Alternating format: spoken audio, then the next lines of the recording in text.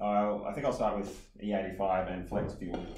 It's becoming more and more popular, and everyone knows that E85 makes a lot of power and that sort of thing. But I want to sort of explain some of the reasons why it is how it is. So first thing I want to say is a lot of people are confused about what E85 actually means. They use the term incorrectly. I hear people say things like, with 100% E85, this will happen. That's not, doesn't really make sense. E85 means 85% ethanol and 15% of gasoline. That 15% can be different depending on who makes it. It might be 15% really crap gasoline. It might be 15% 98. I'm not sure what United uses the 15%. They're the go-to E85 service stations in New South Wales. I think they might have 15% of 98 premium and then 85% ethanol. So anyway, that's the first thing I want to say. If it's E85, it's 85% ethanol. You never use the phrase 100% E85 or whatever. It's just E10, it's E30, whatever. That's just whatever percentage is in there. The other thing about E85 or ethanol in general is that it has less energy content than gasoline. So that might sound weird considering that you make a lot more power with E85. But to make the same amount of power, or to get the same amount of energy, you need to use roughly somewhere between 30 and 40% more E85 to get the same outcome. But because E85 has a huge octane rating, you can get much more optimal ignition timing, so that's why it's so good. And also because you're injecting a lot more of it, you get the cooling benefit of more fuel going into the combustion chamber as well. Which is, if you imagine on, okay, the next thing I should mention is, on gasoline, as I'm sure all of you know, the ideal, or the stoichiometric air-to-fuel ratio, which means the air-to-fuel ratio for complete combustion with nothing left over, is 14.7 parts air for every part of fuel, and that's based on mass, not volume. Why don't you throw it up on the board? Yeah, I'm going to start writing stuff down. Yeah, that's probably a good time to start doing that. Which is this one. Okay, so on let's call it 100% gasoline. 100%. I'll just call it gas. That has 14.7 AFR, which means air over fuel ratio. So yeah, if you're cruising where the load isn't very high and you don't need any more fuel than what's ideal, you'll be aiming for 14.7 AFR, even a bit leaner sometimes, but running lean does have its issues as well. You can cause a very hot combustion, which can cause more issues. But yeah, generally around 14.7, maybe even about 15 to 1 you'll get when you're cruising around. But on E85, which is 15% gasoline and 85% ethanol, that has a stoichiometric ratio of 9.8 to 1. But yeah, because you're putting in, let's call it 40% more fuel, that's so much more fuel going in to cool the combustion chamber.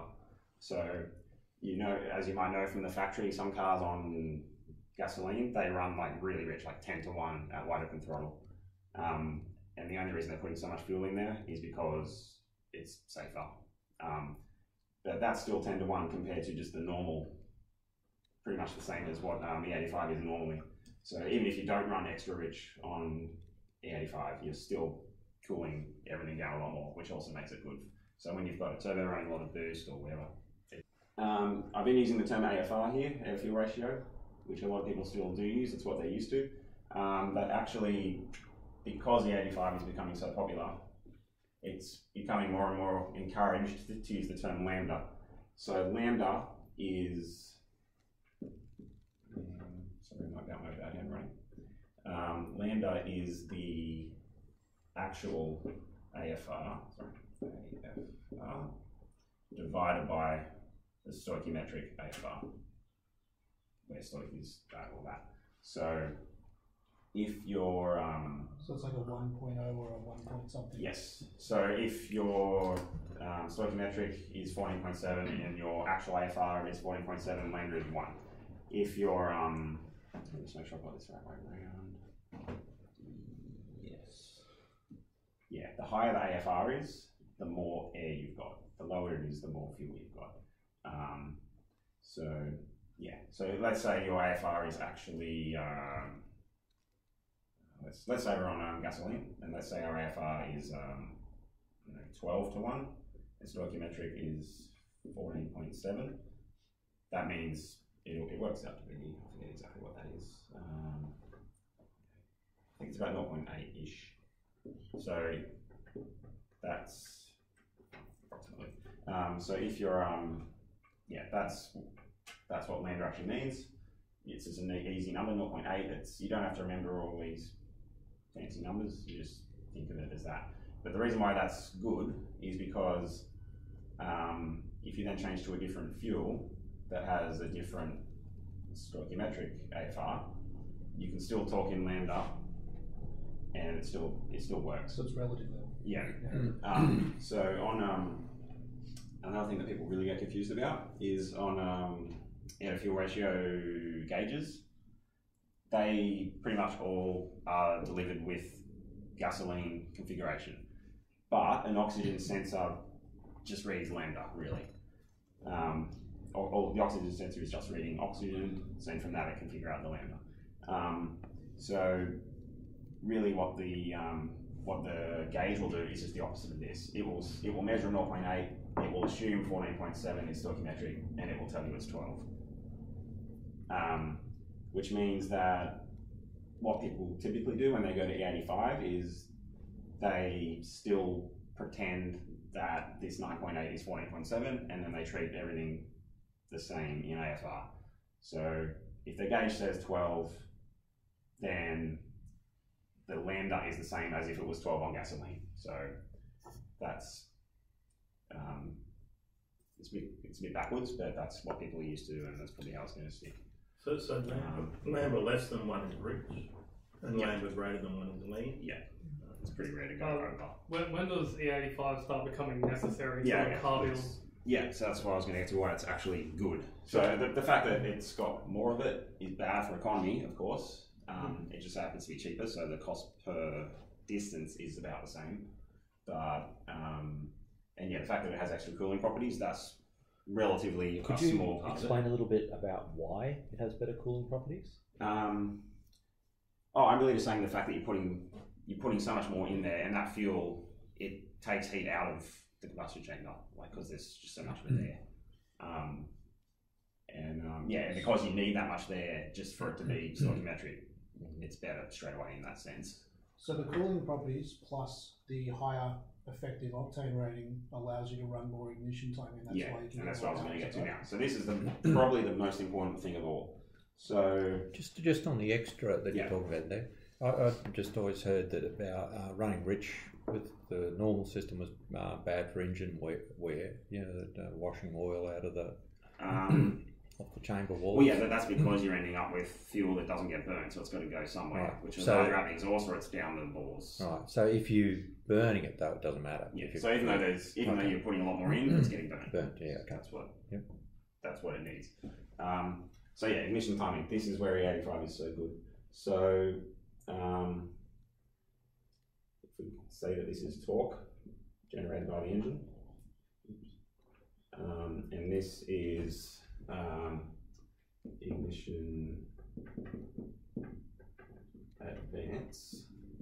Oh, actually, before I say this, I should check if people know what that means. Do people know what ignition advance means? Does anyone want me to go through it? No, I don't know what it is exactly. Okay. So, do you know the 4 strokes of the pistons going up and down and take exhaust like stuff? Right? Yeah, sure. So, when the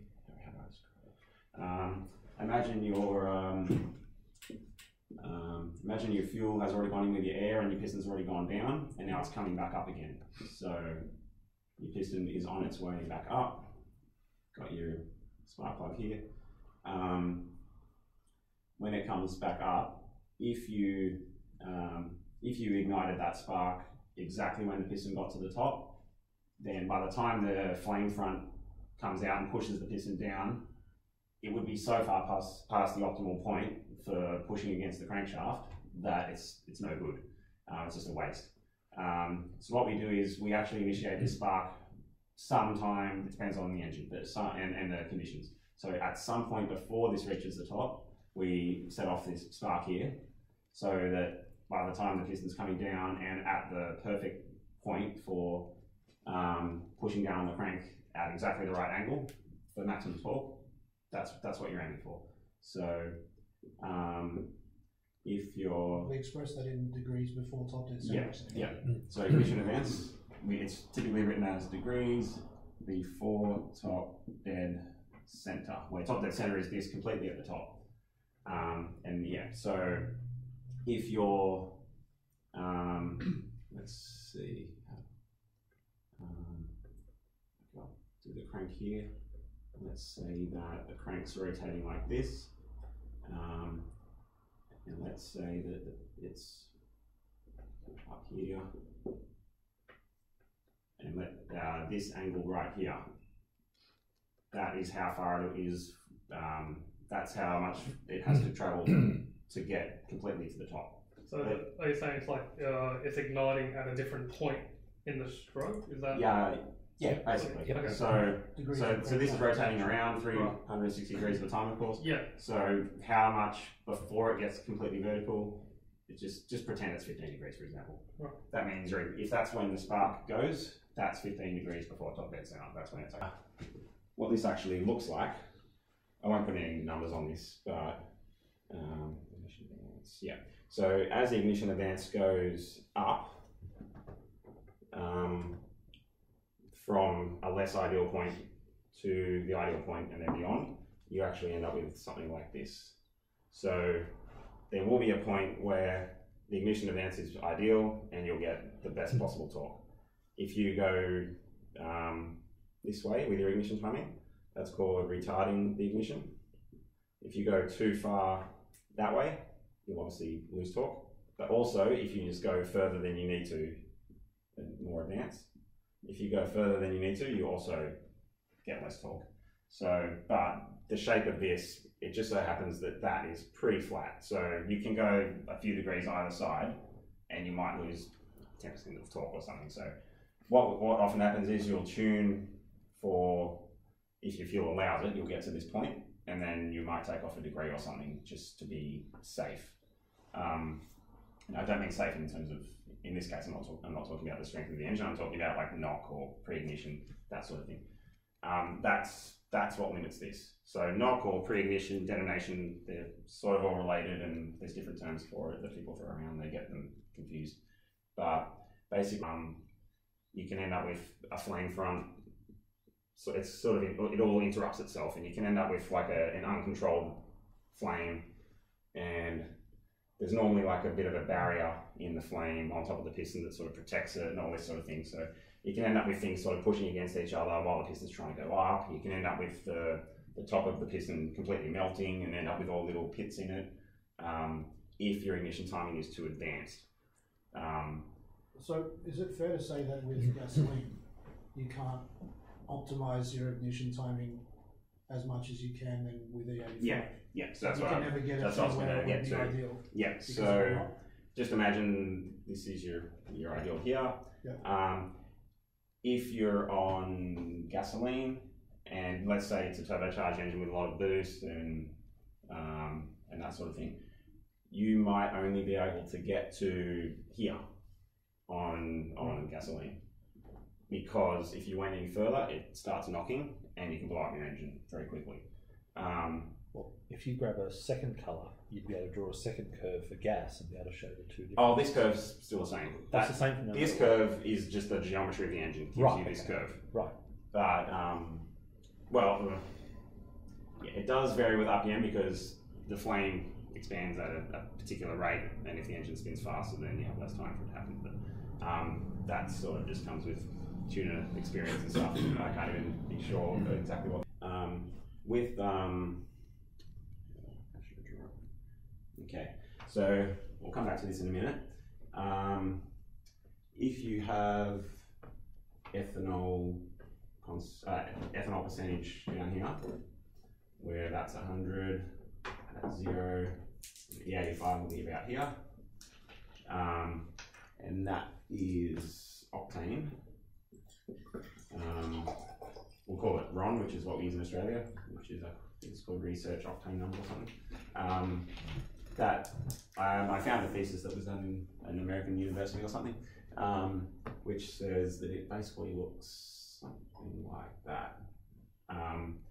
It does depend on what the 15% gasoline in the, well, if it's the 85, it depends on what the gasoline is, but if we just pretend that the gasoline component is 98 octane, then we'll have 98 here. At this point, it starts to flatten out. I think it's pretty much around the 50% mark. Yeah. Around the 50% mark, it starts to flatten out. But that there, it works out to be, it's kind of arguable what it actually is, but United... E85 is 104. United claims, well, I've seen two different numbers on the website. They've said 105 in some places, 107 on others, but let's just say it's 107. But I've also seen, well, in the thesis where I got this from, they claim 116. So somewhere between, let's call it 105 to 116 octane is what you get at E85. So as you can see, that's absolutely huge compared to normal gasoline. And octane, pretty much the definition of octane, just to put it in layman's terms, is the resistance to knock. The resistance to just catching fire on its own under pressure. So yeah, the higher that octane number is, the easier it is to get to this point without getting knock. Yeah, so what happens on E85 is, in most cases, even under super high power, from what I've seen, you can actually end up all the way over here and still not get knock. So on normal fuel, you'll get knock way before you get your maximum torque under some conditions. But the 85, you might actually go well beyond what's optimal, and you have to keep mucking around all so the you get the right window one. you need to find that optimal amount of torque, and that's how you make more power with the 85.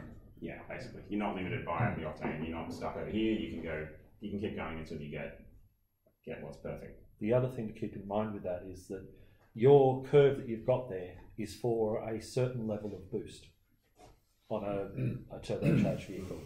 If you added additional boost, you then move that torque curve up higher because you're getting more torque. This is with everything staying equal. That's except right. the timing, right? But if you add more boost, then yes, everything goes up. But also again, depending on what the fuel is, the more boost you put in, the more likely it is to knock because there's more pressure in there already. Things are hotter. True, but the way that you get more power in that case is if you're running ethanol, you can run the engine more advanced. You can add more boost to it as well. Yeah, and then you get. I mean, you could make more power without putting more boost in because you put more timing in, but you can also put more boost in, so it's a win-win. The 85. Does it have to be boosted? Is there any benefit at all in a normally aspirated environment? Yeah, nowhere near as much, but you still can. Like even on a non-turbo car, you can still get knock at full throttle, so you'll still get a benefit, but yeah, nowhere near as much as on a turbo. Okay. It's all multiplied by boost, really, isn't it? Yeah. And actually, on most of the Japanese standard programs, what they do is, as the boost comes up, they pull the timing back. Yeah, and also the more ignition advance you have, the colder the exhaust is, which means the boost goes down. So there's actually a balance point. Yeah, so sometimes you'll add more boost, or I should say, sometimes you'll try adding more timing and leave the boost the same, or leave the boost control parameters the same, and then you'll find that your boost has actually gone down because your exhaust temperature has changed. You may or may not have made more power because of that. Yeah. And they also add more fuel as the boost goes up as well. So it's very easy to get more power out of it and just travel less. And this point here, by the way, that point, that point there is called MBT. There's different, people use different words to fill in those three letters. Mean best torque is the correct one. So some people tune their car, you need to have supporting mods to even run E85 at all, unless you are willing to risk your fuel system not being up to the task. I mean, you need a better fuel pump typically, you need better fuel injectors, you may or may not need different fuel lines, I'll get to that later, because you need to flow 40-ish% more fuel. Is there, just on that briefly, is there issues with the standard rubber fuel lines being attacked by the ethanol? People have argued about that all over the web, so Yeah. the thing is, some people have tested it for like a year and they say it's fine. Is that really a test? I don't know. Yeah. But if you're only going to have your car for a year, you might be Yeah. happy to try it, you know. I think some people have said they've had issues, which might be enough reason to not do it, but I had it for quite a few years without any trouble. But I've since changed to Teflon lines, which Teflon's basically a type of plastic. It's basically Teflon on the inside and then wrapped in braided steel or something.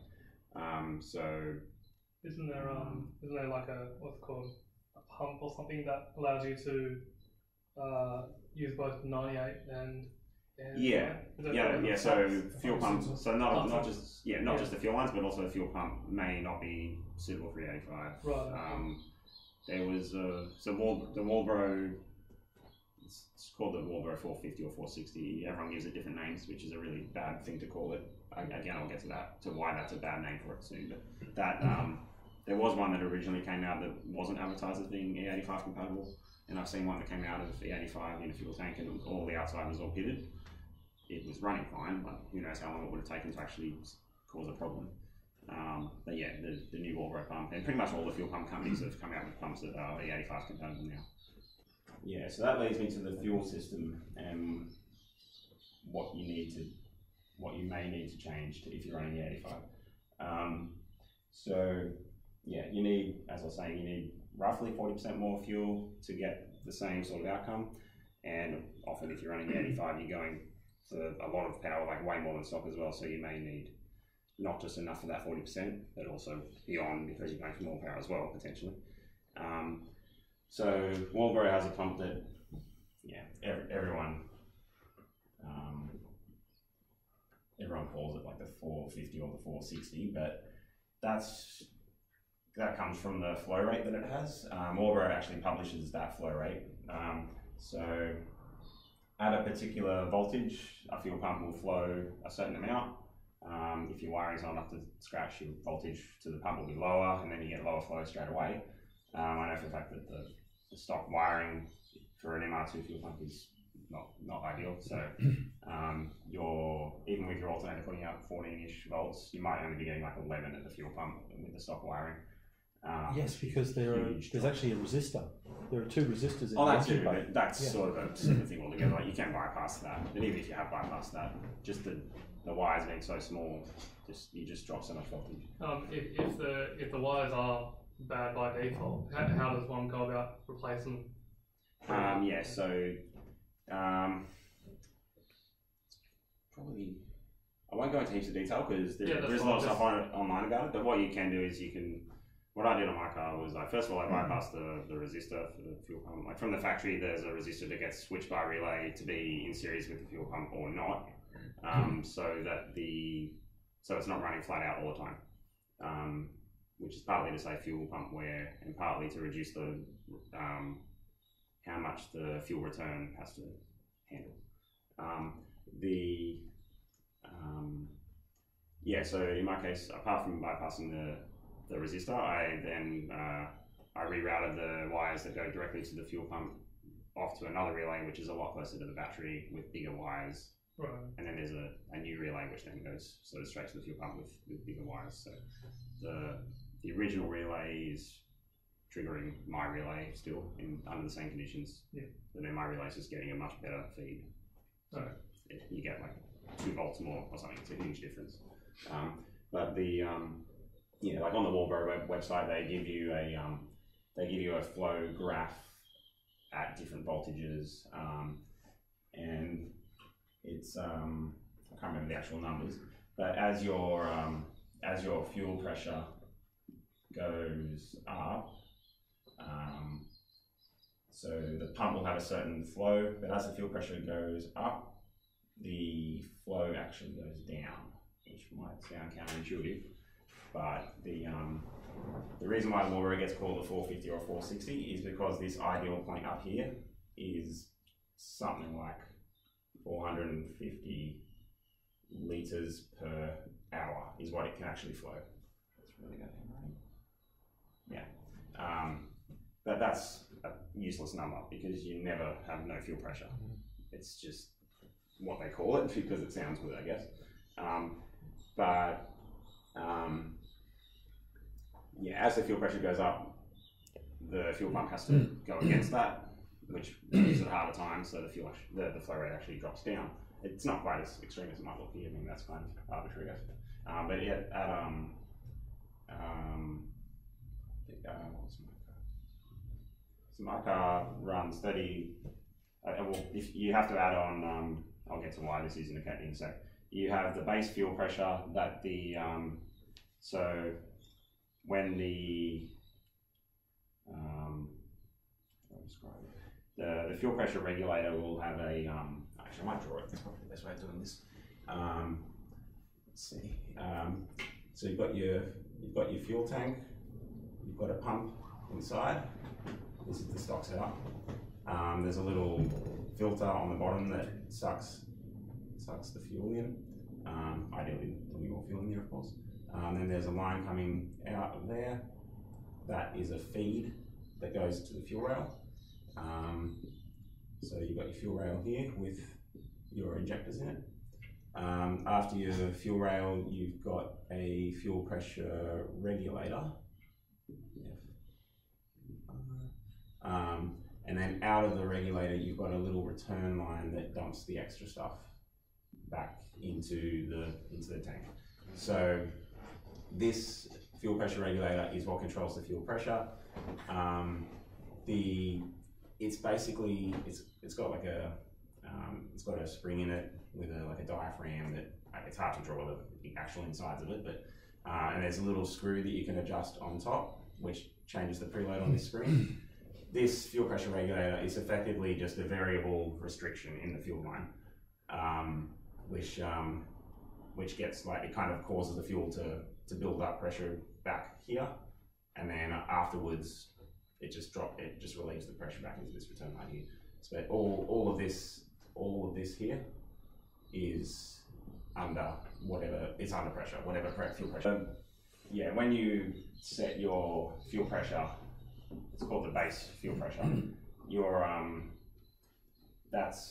There's also a reference line that goes into the there's also a little hose that goes into the fuel pressure regulator, which comes from the intake manifold, typically, which actually gives you a reference for the boost level if you've got a or the vacuum if you're at idle, whatever. So because there's already a you've got this line that's on the other side of, it's on whichever correct side of the diaphragm in here, it actually adds or subtracts from what the spring's doing. So that if you've got a lot of vacuum in your intake manifold because of being at idle, it'll actually reduce the fuel pressure so that the fuel pressure across the injectors is the same. So that's probably where I also need to draw something. I think I should draw that. So if you've got, let's see. Imagine you've got your intake valve open. You've got everything going into your cylinder. Here's your intake port. Let's just say the injector's here. Who knows where it will actually be on a particular car.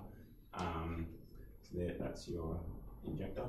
And this is this whole part here is effectively at it's the intake manifold. So this here is at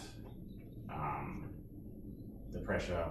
This is either at boost pressure or vacuum or whatever is in the intake. So what you actually want across the pressure you actually want across the injector. Oh, sorry, I need to draw the fuel rail there too. That's one thing. So that's your fuel rail supplying fuel to this injector here, which is squirting into here. You want and just imagine you've got this fuel line here coming in to somewhere into there.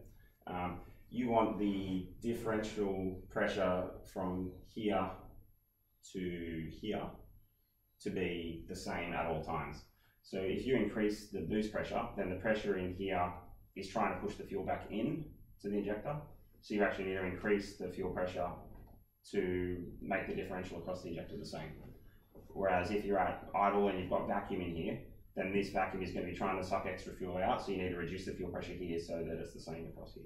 So that's a really important concept, is the differential fuel pressure across the injector is typically always the same. That's why there's always a boost reference to the fuel pressure regulator to make sure that happens.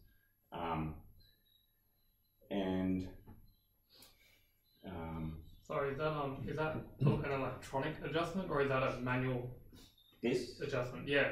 Manual, yeah. So Manual, you set it okay. once and then it's right. Okay, typically. A factory fuel pressure regulator isn't adjustable. Yeah, you can't adjust it. So from the factory it'll be some pressure, typically like 3 bar or something will be the base fuel pressure. Yeah. So with no vacuum or boost in here, it'll be 43 psi with 3 bar. At idle it'll be less, at boost it'll be more, the fuel pressure. Fuel pressure being at this point here, or in the rail, and another thing I hear people use incorrectly, terminology, people talk about a rising rate fuel pressure regulator. All boost reference fuel pressure regulators add more pressure with boost. That doesn't make them a rising rate fuel pressure regulator.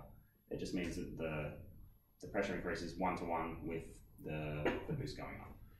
A rising rate fuel pressure regulator will add more pressure, or it will add fuel pressure at a higher rate than the boost is going up. So keep that in mind. Don't confuse what rising rate actually means. Wouldn't it be better to let the ECU do that rather than have some these modern things cars try- actually vary what the fuel pump is doing instead. Oh, right. So the fuel pump will change voltage or something, or pulse width modulated, or pulse it on and off or something. So it will. Do they even have a fuel pressure regulator in that case, Richard? I don't think they do. Well, they might have one. At idle, they tend to drop the speed of the pump down, don't they? Yeah. And you're saying this is a suboptimal. Well, no. This is like a great setup. This is what all cars from the 90s do. Or even some current ones. Probably. Oh, so you're talking about cars like Lexus that don't even have a fuel return line. Well, there's that as well. So some cars don't. I don't know if they even have a concept of a fuel pressure regulator, or if they just vary the speed of the fuel pump to get, and then they actually measure the fuel pressure and change the speed of the fuel pump accordingly. But if we don't consider that, because it's not really applicable to our cars at least. I think it was one of the V6 swaps you could do. I think it was the 1MZ doesn't have a fuel return line. Yeah. So what happens with so this is called a return style fuel system, where you've got this return line that dumps the excess back to the tank. A returnless system. The regulator's before the fuel rail or something, isn't it? Yeah, or it's even sometimes in the fuel pump assembly, which makes it really hard to upgrade. Effectively, it does have a return to the tank, but it happens inside the tank. Yeah. Rather than so outside. so in a returnless system, this regulator will be a tiny little thing down here attached to the fuel pump. Yeah. And everything here won't exist. This whole line won't exist. It's sometimes called a dead head system for that reason, because this end of the fuel rail is just nowhere, just is blocked off. So there'll be this regulator will actually be down here, and it will just, it's kind of off. It's off here really. Straight off this fuel pump outlet, there'll be a little regulator which returns excess straight down here. So that just lowers or whatever the pressure in this line in a different way. So in that case, you do reduce the amount of fuel line in the engine bay, things like that. I don't know what all the benefits of it are really. I think it has an effect on fuel heating as well. It keeps the fuel cool. Yeah. So the fuel's not doing these big laps around. Quite the same. Engine bay. Yeah. But yeah, it means that because this is all in one assembly, it's much harder to upgrade to get more flow and stuff. So, and aftermarket pumps, I don't think any of them have. I don't know if any of them have a regulator built in for this. So, a lot of modified cars have what our cars have, which is a return style fuel system. Yeah, well, with that 1MZ swap, I think you just convert the fuel system to the return style. And you can change between the two as well, like if you have the parts for it. Yeah. The one of the things I really wanted to get to on this was the importance of, if you're going for a lot of power, the importance of the fuel lines and things like that. So Yeah, I've already covered differential fuel pressure. That's really important. Yeah. So on I tried to think of a good analogy, and I think I came up with a good one for visualizing flow and pressure. So whenever I'm struggling to visualize something like this, I try to think of the extreme, and then that kind of tells you what would happen if you went one way, and then imagine that extreme being just a little bit more, a tiny little bit, but in that direction. It sort of helps you to visualize what it is. So if you imagine you've got a straw and you're trying to blow through a straw, if that straw was absolutely tiny, like a millimeter thick, and you're trying to blow really hard out of that straw, you feel this big pressure build up in your mouth because you can't get all the air out. But if you can blow hard enough, you'll still get the same amount of air coming out the other end if you can sustain it, I suppose. Whereas if you've got a big straw this fat and you just blow through it, then all the air just comes straight out of your mouth as fast as it wants. So that's kind of an extreme. I mean, you're not going to be able to get that much air out of the tiny little straw. But if you imagine a less extreme difference, but still a difference, if you've got a straw that's like 5 millimeters thick versus one that's 10 millimeters thick, you can still blow pretty hard out of that 5 millimeter straw, but you'll still feel a bit of a restriction to you trying to blow that air out. If you get a big 10 millimeter straw, you can blow through it like it's nothing. The difference is that if you can get all the air out of your lungs at the same rate, it's still going to come out the same rate at the end of that straw, but it'll come out, if it's a smaller straw, it'll come out at a faster speed, but it's a smaller diameter, so the area is smaller, but you have to get it out at a high speed to get the same flow. So that's kind of a way of visualizing the fuel. So if this, imagine that this line here, I'll get rid of the returnless confusion there. Imagine if this feed to the fuel rail, or even the fuel rail itself. Imagine if any of these lines or all of these lines were absolutely tiny.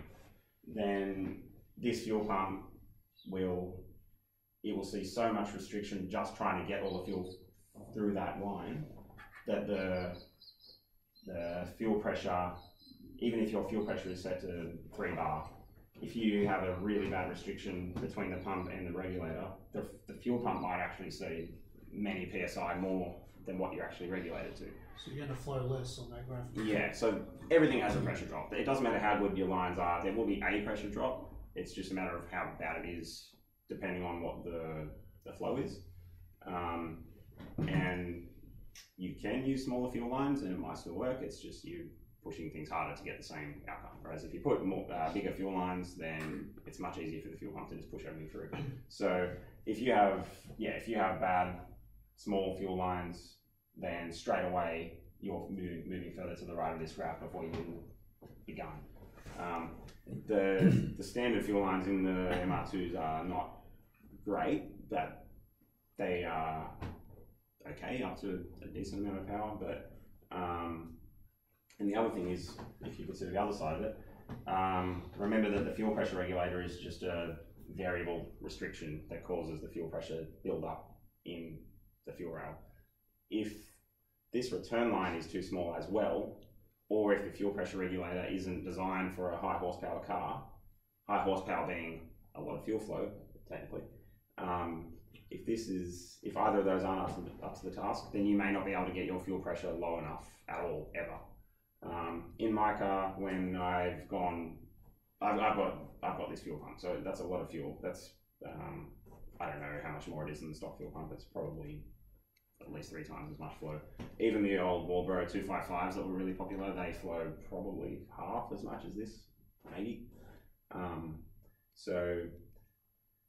Yeah, in my case, when I've gone full throttle, I'm at full boost, full revs. If I then lift off, closed throttle, I've got maximum vacuum in here now because my revs are really high but the throttle's shut, so the engine's pulling a heap of vacuum in here, which means your fuel pressure has to be as low as that's the lowest the fuel pressure would ever need to be in my car.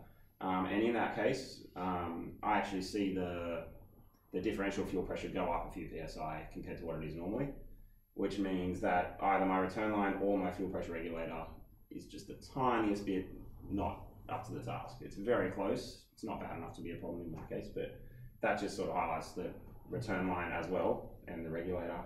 They all have to sort of work together, and they have to suit your goal. So if you're if you're going for a certain amount of power, you basically need to find a fuel pressure regulator that is designed for that power or the fuel flow that power requires. But you also don't want to go too far because, in theory, it's harder to control the fuel pressure at low pressures if it's designed for heaps of pressure or heaps of flow. So an ideal fuel pressure regulator would be perfect at all pressures and flows or whatever.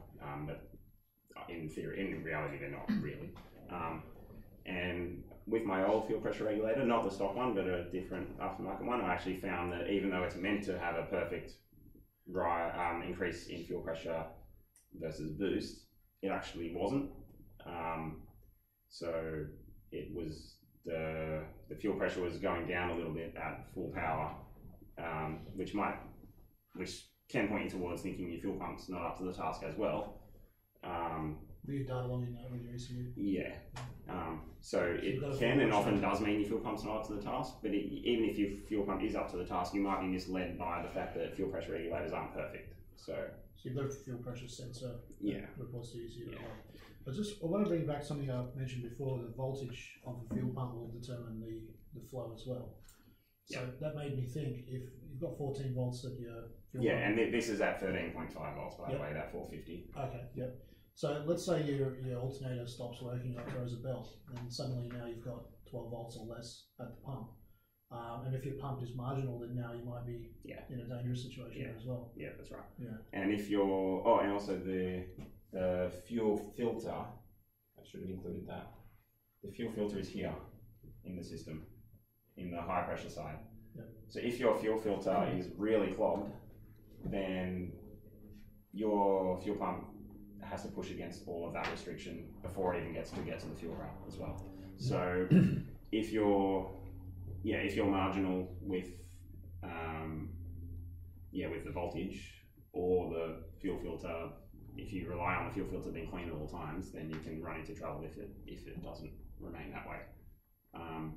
So you need a bit of headroom for especially 385. So in my car, there's a point that I forget exactly what pressure, but at something like 80 psi total fuel pressure. So that's the base fuel pressure plus boost.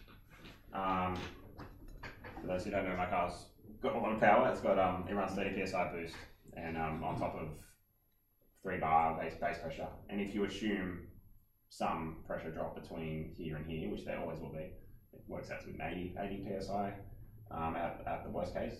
The flow at that case is actually just under 300 litres per hour. So that's a huge drop you get once you start adding boost in. And even at idle, it's going to be here or something. It's not going to be 450.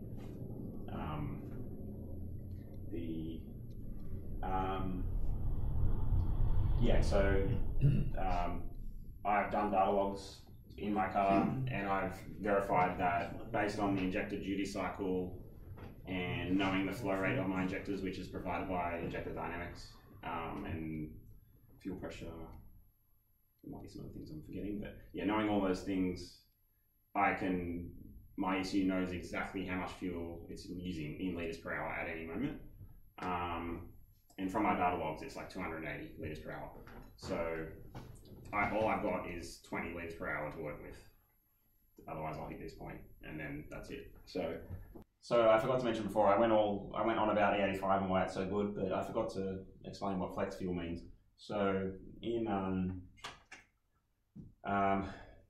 not many cars from the factory have flex fuel. Some do, like some Holdens you'll actually see on the back, it'll have E85 flex fuel written in a badge on the back. That means they have a sensor that actually can detect the ethanol concentration in the fuel. And it can make the most of this situation. and the higher octane of E85, it can dynamically make use of that depending on what it senses the ethanol concentration is with the sensor. The sensor, it can go kind of anywhere in the fuel system, but sometimes the sensors aren't very high flowing, so typically you'll put it in the return line. So flex sensor. That looks more like a slash than so yeah, that actually senses the fuel going through the system and it reads the ethanol concentration. So that so in my car, for example, I've got it set up so as the ethanol concentration goes up, it will add more boost and it will advance the ignition timing. So if you don't have a flex fuel sensor and you want to run the 85, you either need to have 2 different independent maps in your ECU, where one is just for 85 and one is just for normal fuel.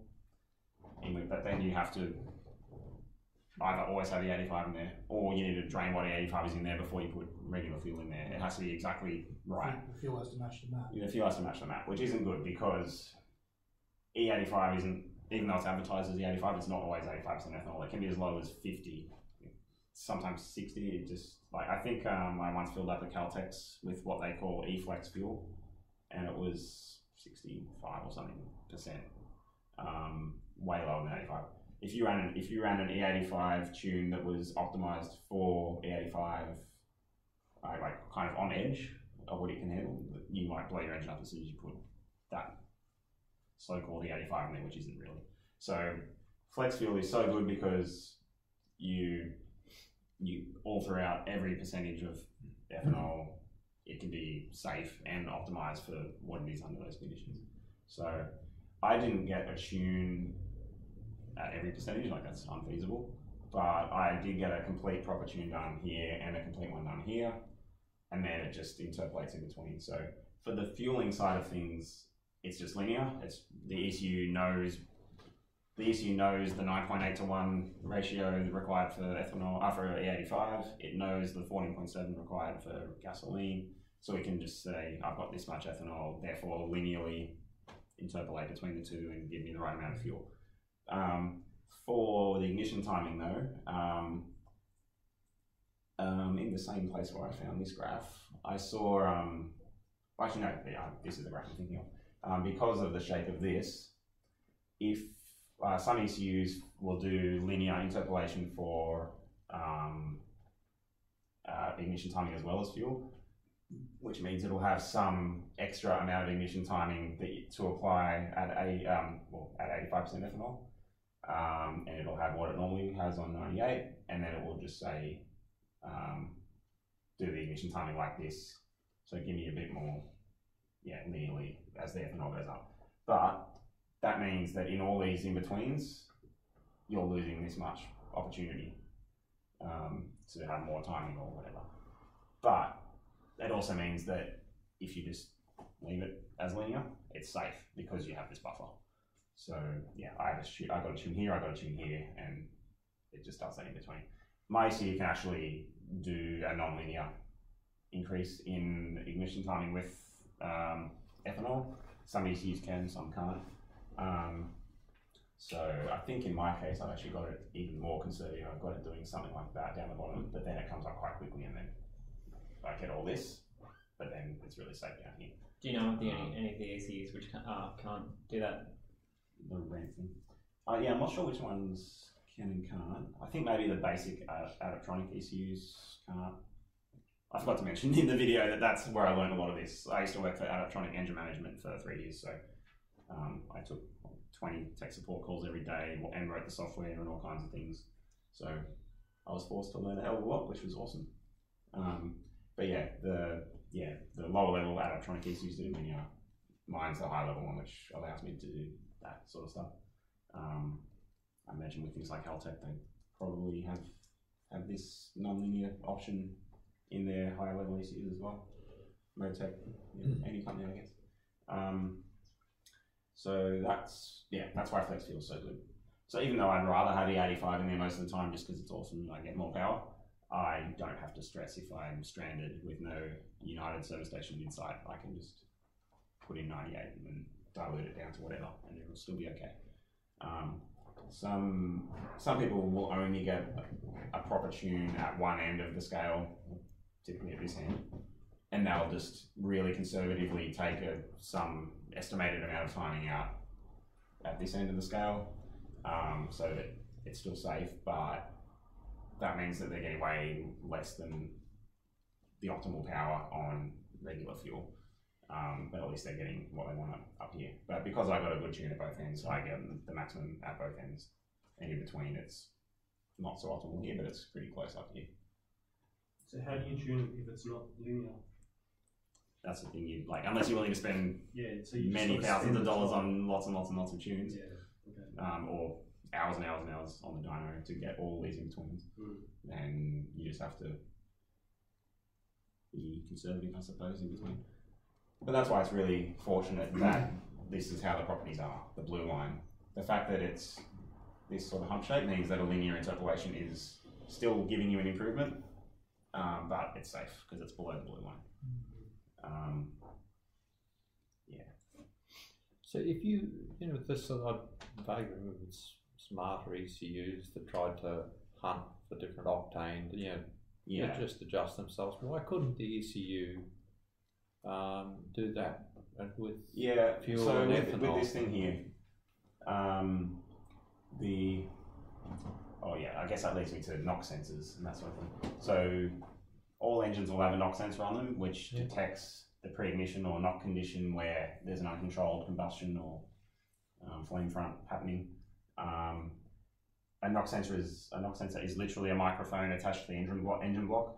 It listens to the sound that knock makes when the engine is rattling. It's just like a metallic sound.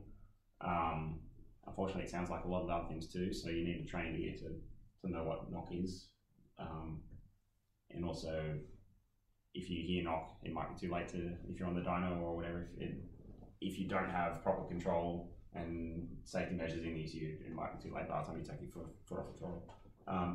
But the factory ECU and aftermarket ECUs, if you set them up as designed, they will detect a certain amount of knock if it's there, and then it will take out ignition timing to save your engine. It may then gradually try to add timing back in bit by bit and sort of try it and see if it gets better, and that's sort of how it figures out what fuel you've got in there.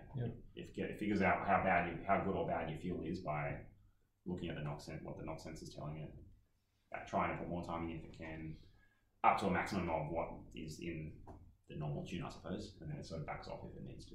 But that's not, it's not good enough for exploring normal fuel and ethanol type changes. In theory it can, I suppose, but if you're really trying to push the limits of what you can get out of the fuel, then you don't want to really rely on an ECU mucking around with the timing willy-nilly. You need it. Unfortunately, a lot of it is just tuners' experience. Just like, even though I know all this stuff, I'm not comfortable tuning my own car for full power because I just don't trust myself, my own judgment. I'll be like, no, another degree of timing will be fine. Engine's dead. Like the tuner knows where to start and where to stop, and they just have this intuition, I guess, from experience. Every tuner's blown up an engine at some point. That's how they know where to stop. So the NOx sensor is not a safety device. It's always going to prevent you blowing up an engine from leaning it out. Like, is it or having bad fuel. Is it like a residual current device? You still don't stick your fingers in the power point because it's not necessarily going to save you. How do you know your NOx sensor is okay? Even how does the ECU? Well, the factory ECU has a lot of problems with it if it isn't working properly. I've found that out. Oh, so they play safe somehow. Yeah, it's got some. It'll look at what it's reporting from that sensor and go, "This isn't in the okay range," and it'll just throw a code. Yeah, on mine, when they were tuning it and the factory NOx sensor was dead, it wouldn't let them add any more timing to it. Oh, right. It kept pulling it out, so then they had to replace the factory NOx sensor and then resume tuning it. Okay. What type of sensor do they replace it with? Stop one? Stop one. Yeah, very wide. Yeah, because the NOx sensor is actually tuned. It's because it's a microphone. It has a frequency range that it's suited to. So the NOx sensor is designed for the engines going onto. Yep. The sound that knock makes depends on the bore diameter of the cylinder Yep. and the material and lots of things. I think it's a very narrow range that they're tuned to as a knock sensor compared to a normal microphone, so that they can actually hear it better by being more specialised. So this Walbro pump, it's pretty much agreed to be pretty much the best easily accessible in-tank fuel pump you can get. It's amazing what it can actually flow for one pump that fits in such a small space. So it's sort of the go-to for people running E85 and pretty much even people who are just replacing the fuel pump in their car with no intention of running E85 anytime soon. A lot of them go to this pump just because they can, it bolts in. But I don't actually know on an MR2 whether this is the case or not, but because I haven't been in this situation, but people have talked about putting this fuel pump in the stock MR2 fuel system just because their fuel pump died and they just want to replace it, and they just chose this as a replacement, and they don't intend to replace anything else except that. I don't know, because I haven't done it myself, I don't know whether this regulator or this return line or whatever can handle that. Because this fuel pressure regulator from the factory is just a non-adjustable little thing, it may not be able to bypass enough fuel for this much flow and maintaining the correct fuel pressure for the factory's use to what it expects. So that's something to keep in mind. It might be okay. I don't know. I'd actually be surprised if it was okay. So if you change the pump to that 450 pump and you change the pressure regulator, that's probably enough. Your rail would be fine.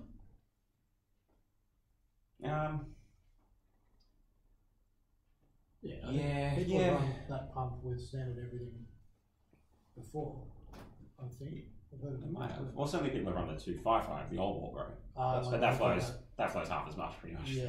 Something like half as much. That's what I got in mind. Yeah, they're definitely okay. But yeah, this one I don't actually know. How much is an aftermarket FPR general? Fuel pressure regulator is maybe $200 or something. Okay. But not is in the world. What sort of power levels are you got to be at before you start replacing fuel rails? Well, the fuel rail is really just, it's kind of just part of the fuel line if you think of it that way. But the shape of the fuel rail kind of can affect, actually that's another thing I should have mentioned, the injectors, there's little lines here. Every time the injectors open and close, you actually get little pressure spikes in the system. Depending on whether you've got rubber lines or not, and the length of the fuel lines and other things as well. The whole fuel pressure, the fuel pressure in the line throughout the whole line can actually wiggle up and down, which can be quite bad. My friend, the one we were talking about before, whose car caught on fire, he actually gets a crazy fuel pressure oscillation under some conditions, and he's kind of temporarily worked around it by making it extra rich, which isn't the right way to go about it. But some companies aftermarket actually provide they sell what looks very much like a fuel pressure regulator, and it's kind of a very similar device, but it goes sort of next to the I think it's in series with the fuel pressure regulator, and it actually dampens out pulses as well. The actual phenomenon is called water hammer, even though it's not water in this case, it's fuel. But yeah, water hammer is what happens when you've got pressure and flow and things opening and closing, and it causes pulses in the fluid. So I think rubber lines are probably absorb some of the pulsations, I guess. If you've got Teflon, maybe it makes it worse. But also the wavelength and the resonance, whatever, for the oscillations to occur, it depends on the length of your fuel lines. So I haven't had the problem. So you have a pulsation down there? I don't. The parts that you absolutely have to upgrade for for E85 is the fuel pump, the regulator, and the injectors. You have no choice but to do all those things. Right. Other stuff depends. Because of that 40% extra fuel, you need a bigger injector. Yeah. Actually, Rob, there's something else too that's what I understand. The fuel pressure regulator is often misunderstood. People think it'll always regulate the same amount of fuel pressure.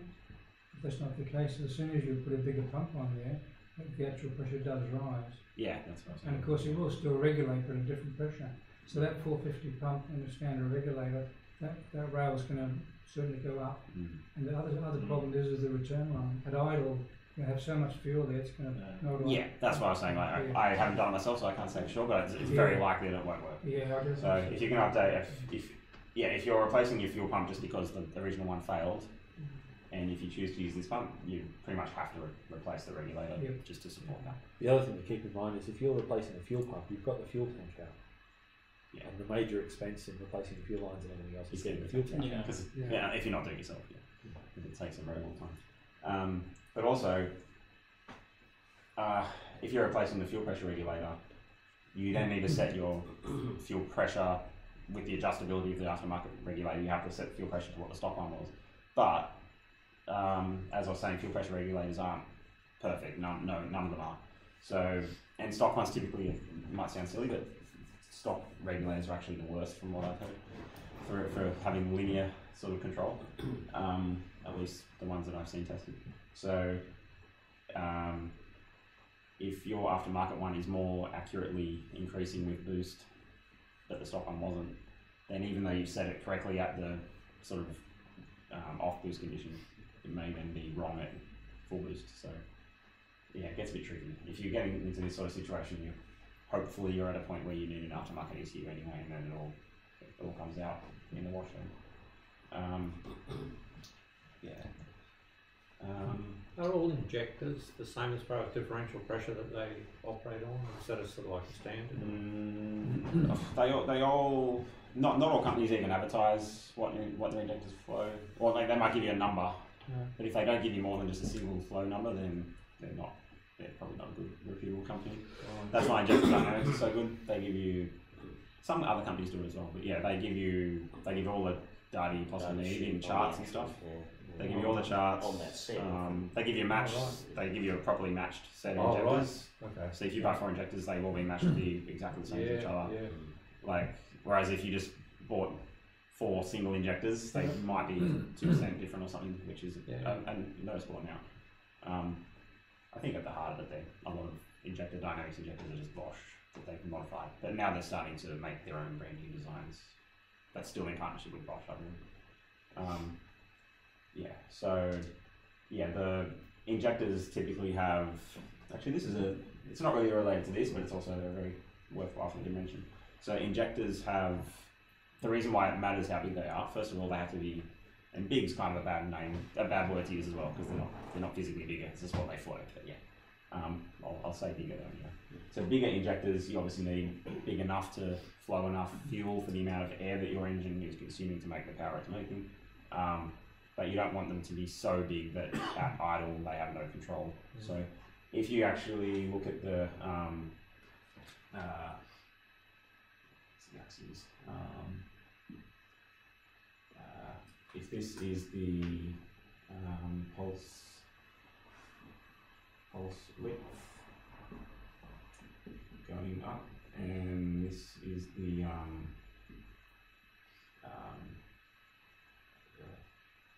I'll just call it flow, the amount that comes out of the injector. If you don't know what pulse width means, it just means how long the injector is turned on each time. It's kind of, and you hear the term duty cycle. Duty cycle is what percentage of the time the injector is open compared to closed.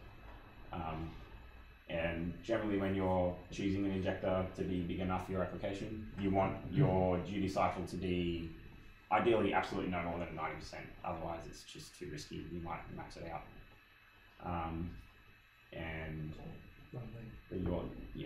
But also you don't want to make your injectors too big, and the reason for that is because, if you actually look at this graph, there's actually at the very low pulse widths, injectors tend to be very unreliable. Like, who knows what they'll do? They might not flow anything. They might be very non-linear. Typically, there'll be some sort of funny business. Every injector has some sort of funny business at very low pulse widths, and then there's just after that, it's really nice and linear. So the reason for this sort of stuff is because, well, first of all, injectors take a certain amount of. Well, first of all, they need to be able to open at all against the fuel pressure, because the fuel pressure in the rail actually holds the injector closed against the solenoid in the injector. So for the injector to open at all, it needs to be able to overcome the fuel pressure. So yeah, the flow also depends on that. But also because the injector is effectively like a spring-loaded thing, it's and it's got a solenoid in there, so there's fuel pressure, and I think there's a spring in there as well. But yeah, certainly the fuel pressure is holding it closed.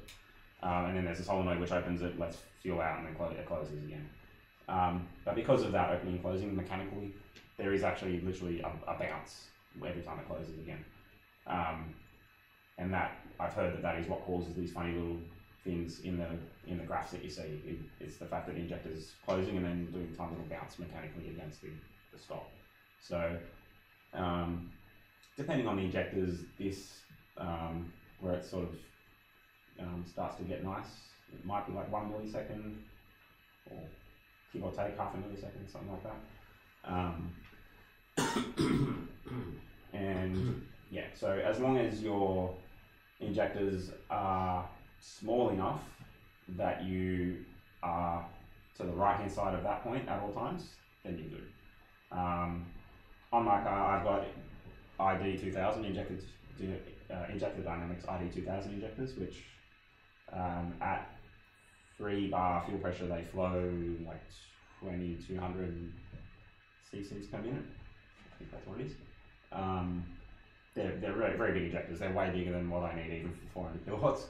But that's all that Injector Dynamics had available at the time when I bought them. They've since brought out some that are more suitable. But if I was to buy them again, I'd probably buy smaller ones.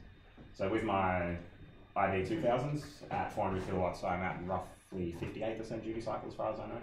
So they're way bigger than they need to be. I could have maybe 1400s and they'd be okay. But yeah, because mine are way oversized, they're actually still okay, but I'm marginally hit at this point here. If I went any lower, I'd be having some trouble. You can compensate for this non-linearity in your ECU, in your settings. Some ECUs actually have a built-in, they have this curve built in, and you can pre-select that injector, and it will it'll know about this. But if you're well and truly in this area here, this would be when you're trying to idle or something like that, yeah, is it? like idle's like the worst. It's really, yeah. So you don't want 1000cc injectors in a stock 1.8 ZZW30? No, not at all, no. But like I couldn't run, I'm way past what 1000cc injectors can do, so it just depends what you need. That's why data logging is so good as well. Like knowing what my duty cycle is from data logging, knowing this number from my data logs, it's so helpful. Like I can plan ahead for what to do next. Yeah, so that's why injector sizing is very important. You're avoiding this non-linear area. And what actually happens is if you are in this dodgy sort of area and you haven't, if you don't know that you're in that area, especially some older injectors that aren't as well designed, what ends up happening is because it goes up, down, up, down, up, down, if you zoom in on that, it's you'll increase your injector duty cycle and suddenly it goes leaner. You decrease it and you suddenly change to another bump, and then even though you decrease your injector duty cycle, your AFR gets richer again or whatever. So you might be tearing your hair out like, why is it all backwards? And if you've got closed loop control, it's even worse. Your closed loop's just going to go around in circles, getting all confused. So yeah, you really need to stay in this linear section. And in my case, my base fuel pressure is actually a little bit less than 3 bar, even though 3 bar is what it ideally should be, or even higher, for proper fuel atomization and that sort of stuff. Mine's actually a bit lower, partly to help my pulse width be a bit higher to stay away from this situation. This will be at a certain fuel pressure. So as you increase your fuel pressure, your flow also goes up. And but they tolerate that, do they? Up to like the manufacturer should tell you like this PSI to this PSI is what it will handle and what it flows. Generally within that range, it will be linear. It will just, apart from this thing here, if you increase your fuel pressure, it's just another straight line parallel to this one, just high, high, high. Yeah, I thought it might help you manage that. Like the idle to the max, if you're able to change that pressure a bit as well. Yeah. The thing is, you can't change. Well, in these sort of setups, you can't change the fuel pressure by the ECU. It's all done by this manually screwed thing. So,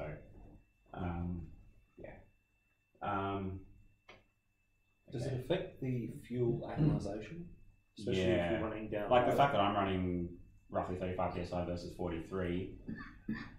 Well, the other thing to remember is it's it's always going to be that much across the injector. Yeah. So in theory, my fuel atomisation is probably not as good as it should be, but I haven't seen any ill effects. But if the injector maybe was a lower quality one, maybe it would be absolutely hopeless. Who knows? I actually didn't even know that my fuel pressure was 35 instead of 43 until I got a fuel pressure sensor. Like I don't know if my tuner's gauge was a bit off or if they set it lower and just didn't mention it. Who knows? But it all comes out in the tune anyway. As long as your fuel pump can flow enough, then any weird business just comes out in the tune. And the worst thing that might happen is that your fuel map might look a weird shape when it doesn't actually reflect what the engine wants. It actually just reflects the fact that you're compensating for a non-linear funny behaviour. So I was also going to talk about what you can do apart from. So as I was saying, I've got a single in-tank Warbro pump which flows a hell of a lot for one pump, but I'm at the limit of that. So if you want to support even more fuel flow when you've maxed out a single pump, then you have to start taking much more drastic steps, I suppose. So one thing you can do, and this is what I've decided to do, is you can put multiple pumps together in the fuel tank. The downside in my case is that you can't actually fit two of these pumps next to each other into the hole in the top of the fuel tank. So I'm going to have to get a bigger hole and get some other special hat made for it and whatever. But so you basically end up with two things next to each other. There's like a Y fitting that goes into one, and then off you go here. And yeah, by having when you have pumps in parallel, the flow increases at the same pressure. When you put two pumps in series, which I can't really think of any situations that you would need to do that, I guess. I mean, there might be some, but a lift pump is a pump in twos, isn't it? Well, I'll get to that because that's for surge tanks. Yep. But when they're in parallel, you get more flow for the same pressure. So you need the problem with the reason why that can get complicated is in my case I have to modify my tank to fit two pumps, but also as soon as you have two pumps, if you have them both running all the time, then your fuel pressure regulator, even if it's an aftermarket high flowing one, it still might not be able to flow enough fuel at idle for two fuel pumps worth of flow. It may or may not. But what is often done instead is if you've got two fuel pumps, they each need to have a let's just say we do have two here. Two fuel pumps, little filters on each one. Got a little wire piece into here. Some fuel pumps have it built in, some don't. In which case you need to put one in the line. But you need at this point here and this point here, you need to have a check valve where it stops pressure or flow going back into the pump that's turned off. Because if you have one pump turned off and only the other one turned on and there's no one-way valve, then all the flow of that pump will just go straight out the bottom of this pump and you won't get any pressure. So as far as I know, this pump has a built-in one-way valve. I hope it does. I'll find out soon. So that's the first thing. But also, so if you only want, the idea is you run one pump most of the time, and then at some predefined condition, which might be a boost level, or in my case, I've actually set my ECU up so it's a specific fuel flow where I'm going to turn on the second pump, and then it just turns on both. And the idea is you need to choose a switching point where both fuel pumps turn on, where it's early enough to be safe and have the flow you need, but late enough to not overwhelm the fuel pressure regulator. You have to sort of choose a flow rate that is suitable. But it also means you need an ECU that can do stage fuel pumps. And that's called staging because you have one pump on most of the time, and then later on you turn on the second one when required. It means you need two different outputs from the ECU. It means you need 2 different fuel pump relays. Everything needs to be independent, and It's actually quite a significant electrical draw as well, isn't it? For both of them. yeah. And in fact, the reason why I'll get to what surge tanks are in a second, but the reason why I decided to do this, or one of the reasons, is because if you have a surge tank, which is a separate little tank with pumps in it, and then a smaller pump to take fuel from the main tank to this other tank, then I'd have 3 fuel pumps, and that's a lot of draw on the alternator to have 3 fuel pumps running all the time out full throttle. Some really high horsepower cars actually have a mechanical fuel pump for that actual. Well, that's one of the reasons, is because they just can't get an alternator that handles it. So what does that pump draw? A lot. Like, that's the other thing is, it draws more current as the pressure goes up as well. It's in the order of 20 amps for one pump. And given that an alternator is, give or take, 100 amps, or something, depending which one you've got. Yeah, if you've got 3 fuel pumps straight away, you use up more than half of what the alternator can do. So if you've got all these, if you turn your headlights at the radio and everything, you're in trouble. And yeah, so that's that's one reason why I decided to do this. So my alternator can be nice and safe. I don't know many people who haven't had an alternator die in their MR2. I don't want to be experiencing that yet. So yeah, a surge tank is the more extreme approach, which one reason why people put a surge tank in an MR2 is simply because they don't want to take the fuel tank out. They'd rather just use the stock fuel pump as a lift pump to the surge tank. They'd rather go to the effort of putting the surge tank in instead of take out the fuel tank. That's not probably the best excuse. But the main reason for a surge tank is it's for the same reason why there's such thing as dry sump oil systems as well.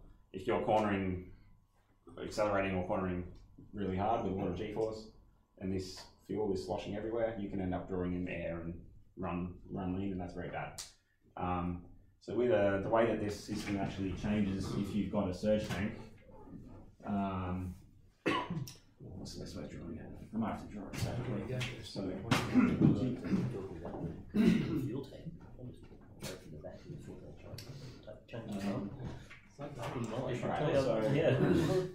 I just get people keep on saying they had to take the fuel tank out to change the pump, but obviously in the ZZ30, it's just you take the fuel out, it's right there. I'm more familiar with AW11s and SW20s, which are both hard. You've got to actually take the fuel tank out. Yes, it's like a 3-hour job to get it out. Not much fun. Yeah, no.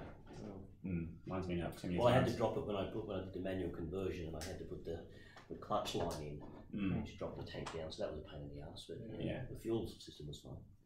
It's not fun if you've got a full tank of fuel. Always drain the tank first. Some new models, not all, have a little drain plug on the fuel tank. Luckily mine does.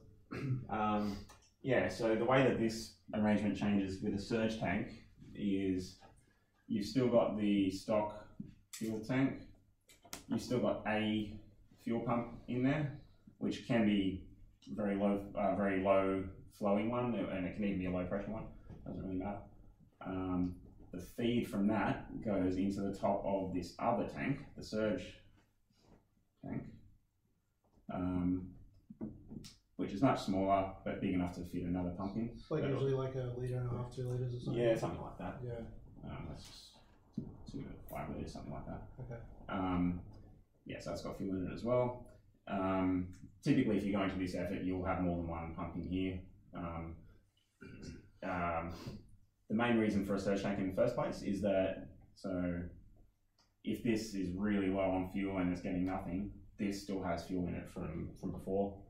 And also, if this, even if this is fairly low on fuel itself, because it's a smaller tank, when the fuel sloshes around, it can't kind of move as far away from the pickup in the pump because it can't move as far in the actual little tank. So you've got your pump in there. Plus you can get baffled by water as well. Yeah. So imagine this case, like you could, that amount of fuel in there, if it sloshes to one side, you could end up with it like that and absolutely nothing over here, or like that. Whereas this, because of just the nature of how these are shaped and sized, often they're about this high and quite narrow. If you imagine the same thing, it's still it's still above the pickup there. So just the nature of the shape and size of the surge tank, it makes it much safer when you when you have a lot of G-force. It's always going to have a amount of fuel there. And I mean, if your fuel light comes on from this tank, because the sender for this will be somewhere down here as well. If that fuel light comes on, you still have a bit of time to realise that this is going to run out soon as well before you actually have any trouble. So yeah, it's typically called a lift pump because all it's doing is lifting fuel into a surge tank. But that can be a high flowing, high pressure pump. It doesn't need to be, but it can be. And then the top of the surge tank will also have a return back to here. So that will drop, when this completely fills up, it will just dump whatever's left back into here and it sort of behaves normally then. I've heard of cases where people have bought a cheap, nasty surge tank and had too much restriction in this return line here, and their surge tank actually burst. So ends up with 50 pounds of fuel pressure or whatever. Yeah, so you've got to be careful about that. But yeah, that should I drew that? No, that was silly. That shouldn't be connected. That's just so this lift pump just drops fuel into this tank, and then this pump will then have an outlet over to your fuel filter. Sorry, and then rail. So you wouldn't have a fuel filter in the other section? Yeah, you could argue that. You may. Whatever's convenient. Yeah, if there's already one, so you may also have a filter in. Yeah. So after this, will end up in the boot. Or you could even only have a filter here. Yeah. Is that what yours is? Mine's got the fuel filter after, but it doesn't have a pump in the surge tank. It's got the pump after the surge tank. Yeah, that's the other thing. All this stuff I've been talking about is in-tank pumps, and one good thing about in-tank pumps is that they get cooled by the fuel that they're in. Yeah. But you can get inline fuel pumps as well, which I had an issue with my pump getting hot, so that would be on the flip side though, you're heating up your fuel but because of the pump, I think the heat that the fuel gathers by going around the engine bay is a lot less than what the fuel pump is.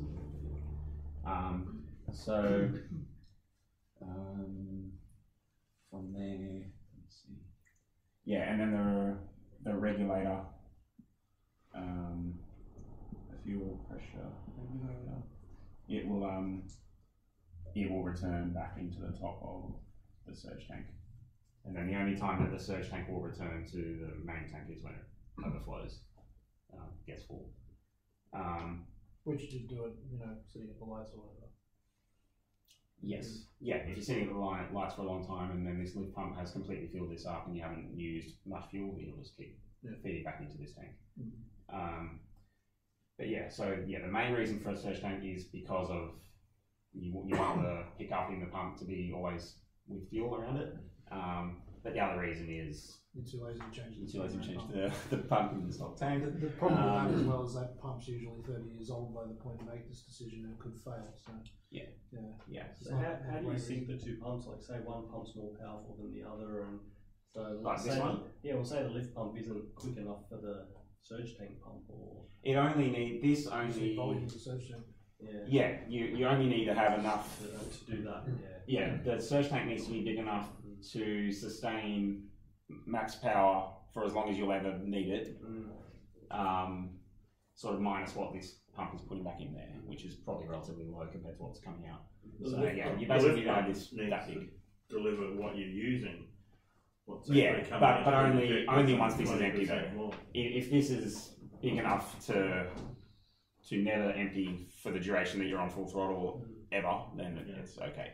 So if you're trying to do 300 k's an hour, on the autobahn, autobahn's the one case where you might actually find a problem with this. That might not work. But the other thing to keep in mind is that when you've done your lift pump into a surge tank, you've removed most of the restriction that would have been there otherwise. So your lift pump that would have only flowed. That's another good reason. Yeah, I forgot to mention that one. So in this case, these could be the really crappy stock fuel stock line return lines because they only have to handle this little lift pump, and then the only lines that have to be good are these ones, which also helps. Yeah. So yeah, surge tanks typically get sold for. I've only drew it with one there, but typically you'd have two or three pumps in your surge tank, depending on how much power you're going for. You try and mount that near the fuel rail. So I don't know whether Doesn't matter too much. okay. Often they Generally, do it's a boot or spacious. something. Yeah. Oh, where you can put The it. boot's the most common place to put it, I think. Yeah. Yeah, I think that's all I need to say about surge tanks. Do they do setups like that cause like fuel smells and things? I've heard that they do, even though they don't leak necessarily, but it still smells like fuel everywhere. Is that something that happens? Or? I don't see why it would if there was. If you open the boot. Yeah, it's not actually leaking, but It also depends on the rubber that's being used. Yeah. like the an rubber osmosis breathes system. and gets through it. yeah, Yeah. okay. The other thing, I've got mine in the boot, and I've been told that it would be a good idea to have some ducting and stuff in there to keep the fuel cool.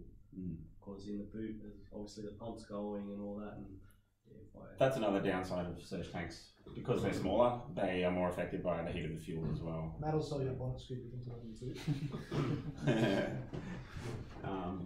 How noisy are the bigger pumps? They're in tank, they'd be alright with that. Yeah, that's another thing about in tank. They're quieter when they're surrounded by fuel. But the old Walbro 255 pumps, which are like 10 years old now or something, they were often known as the Winebro because they just were so loud. It's pretty noisy. But these ones, for what they can do, they're relatively quite quiet. But if you've got like two or three of them, it can be pretty loud anyway.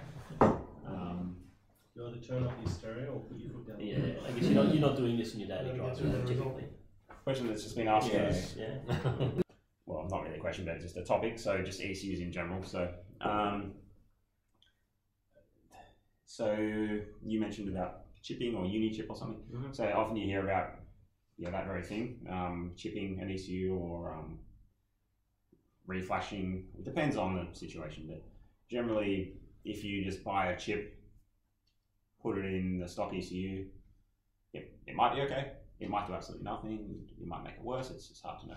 If it's from someone reputable and they've actually dyno tested everything and made sure everything's okay, the best they can do is tell you this chip was tuned based on these mods on a car that we tested. Hopefully it's close enough to what your car has. Here you go. No warranty because we can't be sure. And it's sort of one and done. Like there's no adjustability if you change something else. So it might, if you get a good chip or as good as they can be, then it's probably the cheapest and easiest way to get more power. This is the company's called Unichip. They're an aftermarket piggyback ECU. It's fully tunable. And it comes with like 3 maps. Or true, Unichip doesn't just make chips now; they do actually make ECUs. So I mean, chips are probably the most basic, least flexible thing to do. The next step up is a piggyback ECU, which you still have to have the factory ECU there, but the piggyback just fudges some things pretty much, or intercepts some things. Well, there's piggybacks and there's interceptors. They're kind of the same but different. So often, like for an interceptor, for example, you'll have all your injector outputs from this factory ECU going into this other ECU, and it will modify in some way and re-output them on the same 4 wires or whatever. The 4 wires that would have gone to the injectors will come in and then they'll come out again in a modified fashion. The problem with that is the factory ECU can detect something's wrong and it can learn around it. So it might be good at first. After a few drives, it might suddenly be back to how it was before. It might be worse. Because factory ECUs are pretty smart. I mean, newer ones are a lot smarter than our old 20-year-old ones, but they were still pretty smart. So, an interceptor or a piggyback isn't ideal. That's why it's not ideal. But it's still, in theory, it does give you the ability to increase your injector duty cycle for more fuel for a bigger turbo or something. They have their place, I guess, but some factory ECUs, depending on which brand of car you have, some of them are easily reflashable. So there are people out there who've made complete awesome tuning software for factory ECUs, and some factory ECUs are amazing what they actually have hidden away in there. Some of them have very racy sort of functionality that's locked away and not usually enabled, or some companies will they will find somewhere in the memory that's not used, and they'll put a totally new feature in that spare memory and make it enabled. And in those ECUs, you can do pretty much everything as an aftermarket standalone ECU can do without actually having to buy one. And you get to retain all the awesome drivability of the factory ECU because it's still the same ECU. But some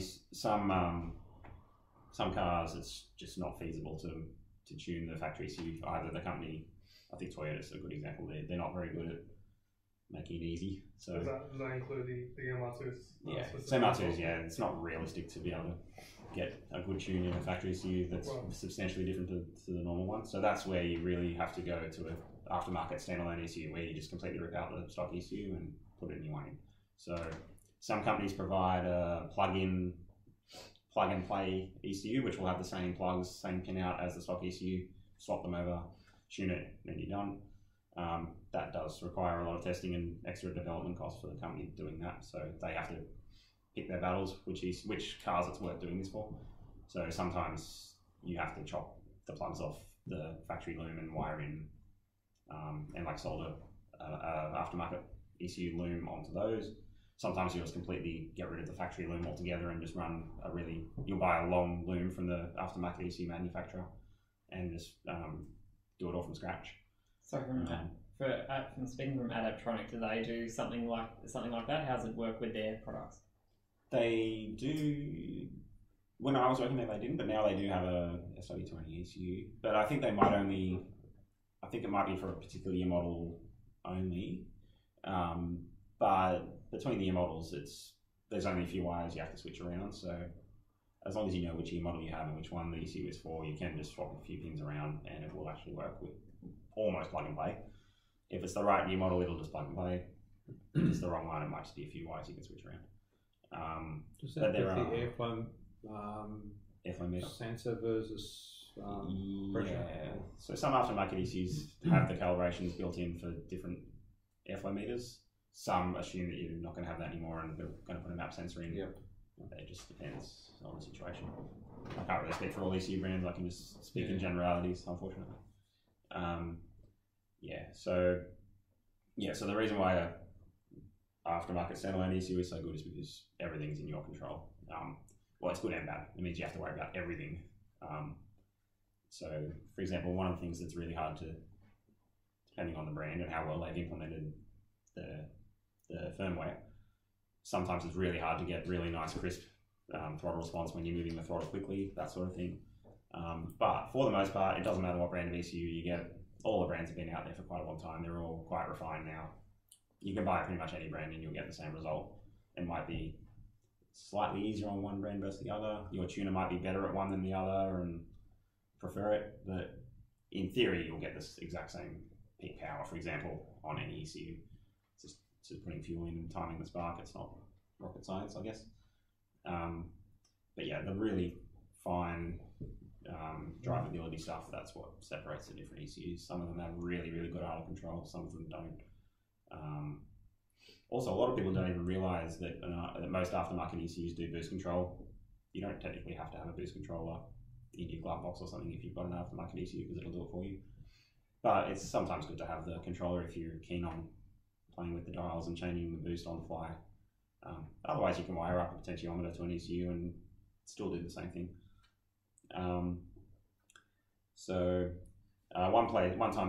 One situation where it can get complicated is if you've got a car that's from, say, the 90s or early 2000s, where especially Toyotas, where they're still not reflashable factory ECUs, but there's a lot of complex stuff starting to go into those cars. And like if you've got an auto transmission, things get complicated too. But yeah, some cars have the ECU telling the dash a lot of things, or telling the auto transmission controller what to do, or some ECUs have the auto control in the ECU instead of being a separate one. In those sort of situations, sometimes you have to keep the factory ECU there just to keep a lot of things happy, and then just some of the wires that go to various sensors and things, sometimes you just have to sort of trick them into thinking they're still in control, and then have an aftermarket ECU sort of piggybacking, doing as much as it can on its own, and just hopefully the factory ECU won't throw any error codes if you've accounted for all the various sensors that aren't connected to it anymore. That's how mine's set up.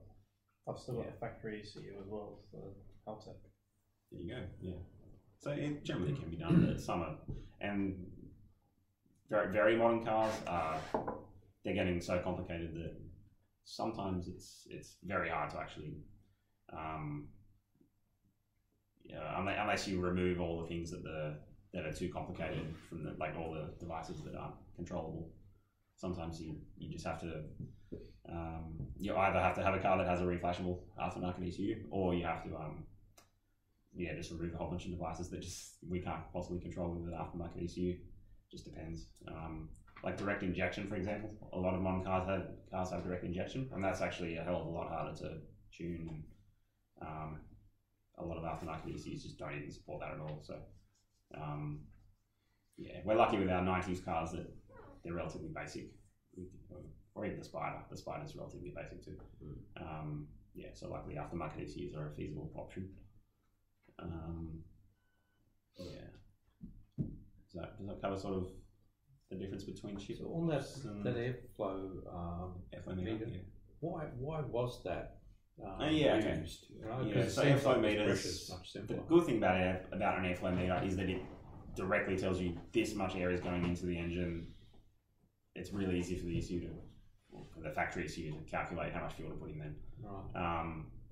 But first of all, depending on what type of airflow meter it is, some airflow meters, like the early SW20 airflow meters, and I guess AW11's probably too, it's literally a flap in the airstream, which is a restriction in itself. Yeah. So, but then some airflow meters, like more modern ones, have like a wire, like a heated wire in the airstream, and it's very precisely tuned to tell the ECU based on the cooling effect of the air going past it. I don't entirely understand how it works, but they don't really have the restriction issues, but they're still, it's all, they depend on the tube that they're in and everything. Like if you change all the tubing, everything changes.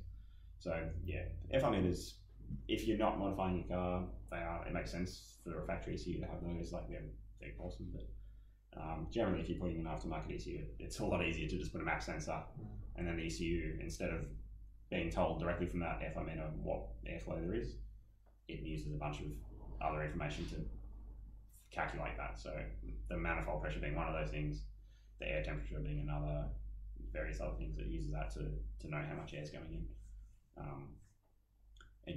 So map sensors are. Would it rely more on the lambda sensor then? Would it be more reliant on that or not? Not really. Like the idea is that the base tune, without any corrections being done for the oxygen sensor reading, the base tune ideally will just be perfect under ideal conditions, and then you only want to correct a little bit on either side of that if it's slightly off. Like you don't want to be relying on a oxygen sensor to correct for a completely wrong fuel amount. Right.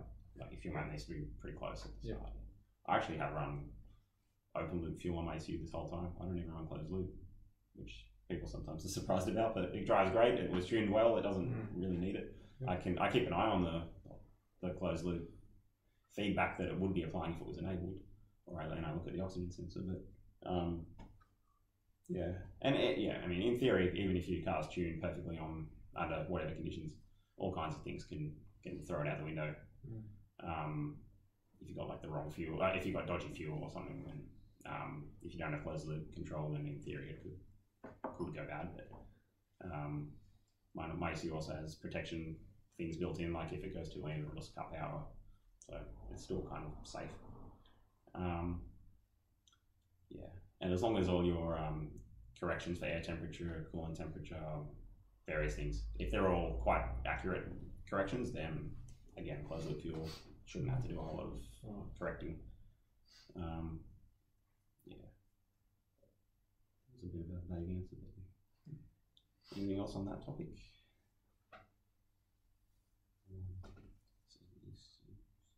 Well, that might lead me on to one of the big ones I wanted to talk about. One of the most misunderstood things, or it's something that people don't even try to understand, or often you don't even need to understand how this works. But if you're modifying your car, if you're trying to change your ignition system to be say from wasted spark to direct fire, or if you're trying to get rid of your distributor and put in coil on plug or whatever, that's where you need to understand this next part. So let's go to that next. Just get rid of the middle part.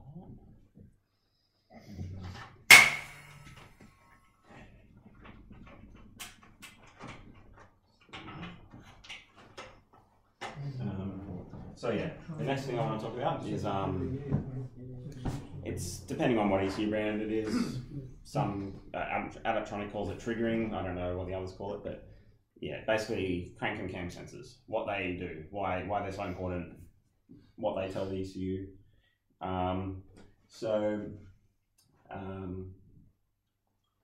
think what's the best way to describe this? So we'll consider this as a 4-cylinder engine because it's most applicable to us.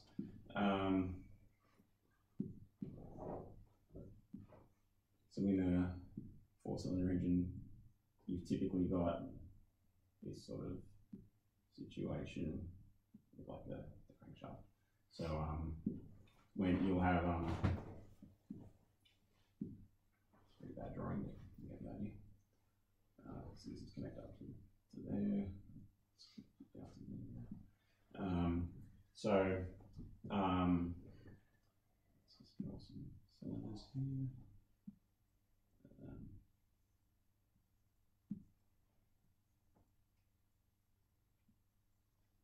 Great drawing. Alright, so typically a 4-cylinder engine is laid out like this. These are your pistons and your crank. So the middle two are lined up, the outside two are lined up. And the firing order is normally 1, 3, 4, 2. So let's imagine this is cylinder 1, 2, 3, 4. The actual firing order is 1, 3, 4, 2. So that's the actual sequence that they fire in.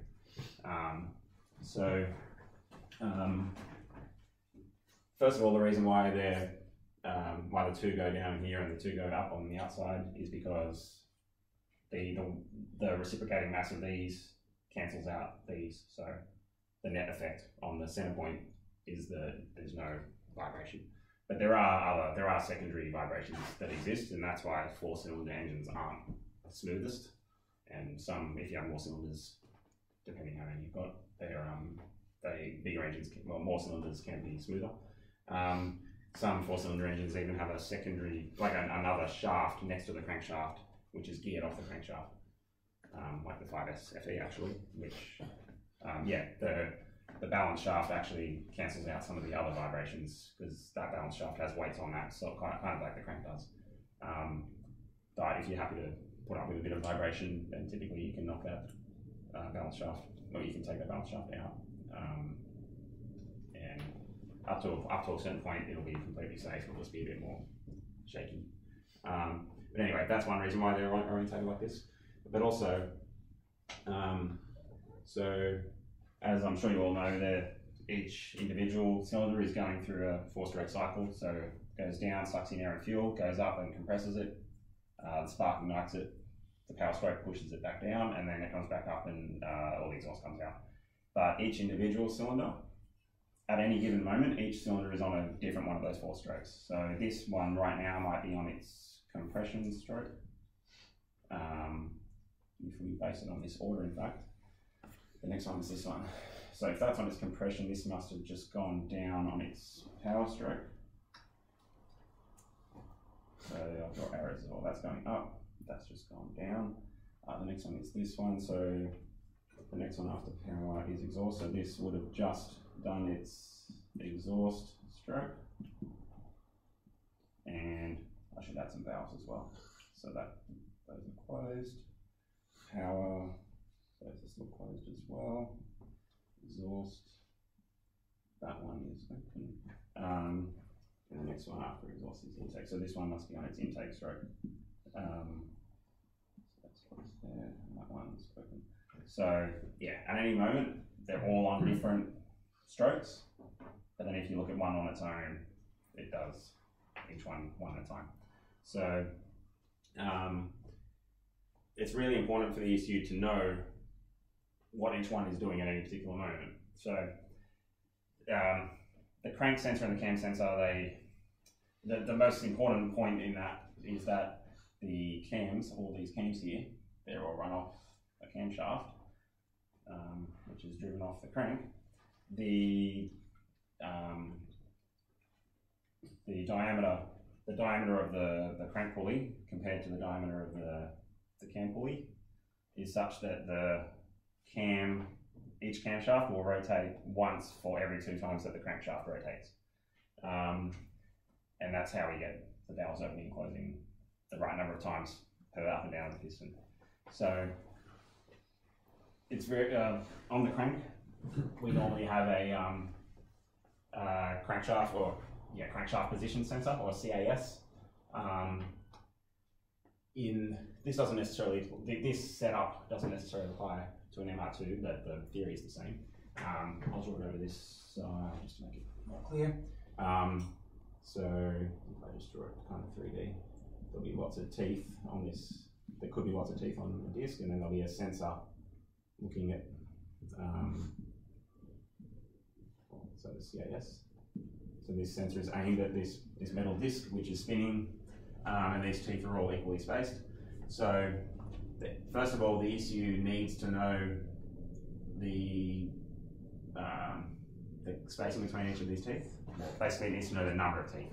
So it can use the 360 degrees divided by the number of teeth to get the spacing between each one. And then from that, it can calculate the RPM. It knows that if this much time has elapsed since the last tooth, and we know the number of degrees between each tooth, we know the RPM. That's sort of the theory of a crank sensor. But a cam sensor, if your engine has one, if you have a distributor, a cam sensor isn't required for the spark, because really the distributor does the distributing of the spark. That's why it's called a distributor. It distributes the spark to the correct cylinder that it should be up to. But if you don't have a distributor and you want to run direct fire ignition, direct fire meaning only one spark per cycle on each cylinder. So a cycle is basically 2 rotations of the crank, 1 rotation of the cams. So this will rotate twice for every 1 rotation of that. The ECU also needs to know which of those 2 rotations it is up to right now. Otherwise, it doesn't know whether it's, for example, if the piston's down here. Without a cam sensor, the ECU doesn't know whether it's on the power or the intake in this case. In this case, it doesn't know whether it's on compression or exhaust. So it just so happens that because the camshaft only rotates once per 720 degrees instead of 360 degrees, if you put, say, a single tooth on little disc on the cam with a sensor aimed at that, cam sensor, then whenever the ECU sees this 1 tooth go past, it knows exactly which one of these 4 cylinders has its piston on an exact stroke. So it doesn't really matter which one it is as long as the ECU knows what it's set up for. So combining this reset or home position or whatever you want to call it, combining that with this, the ECU knows its RPM and it knows exactly which cylinders are on which strokes at any one time. So that's kind of the ideal situation where this has a bunch of evenly spaced teeth. You have at least a tooth on the cam for it to reset off. That's compulsory if you want to have sequential injection and direct fire ignition. So if you want to have each individual cylinder only getting 1 injector pulse and 1 spark per cycle, you need that much information.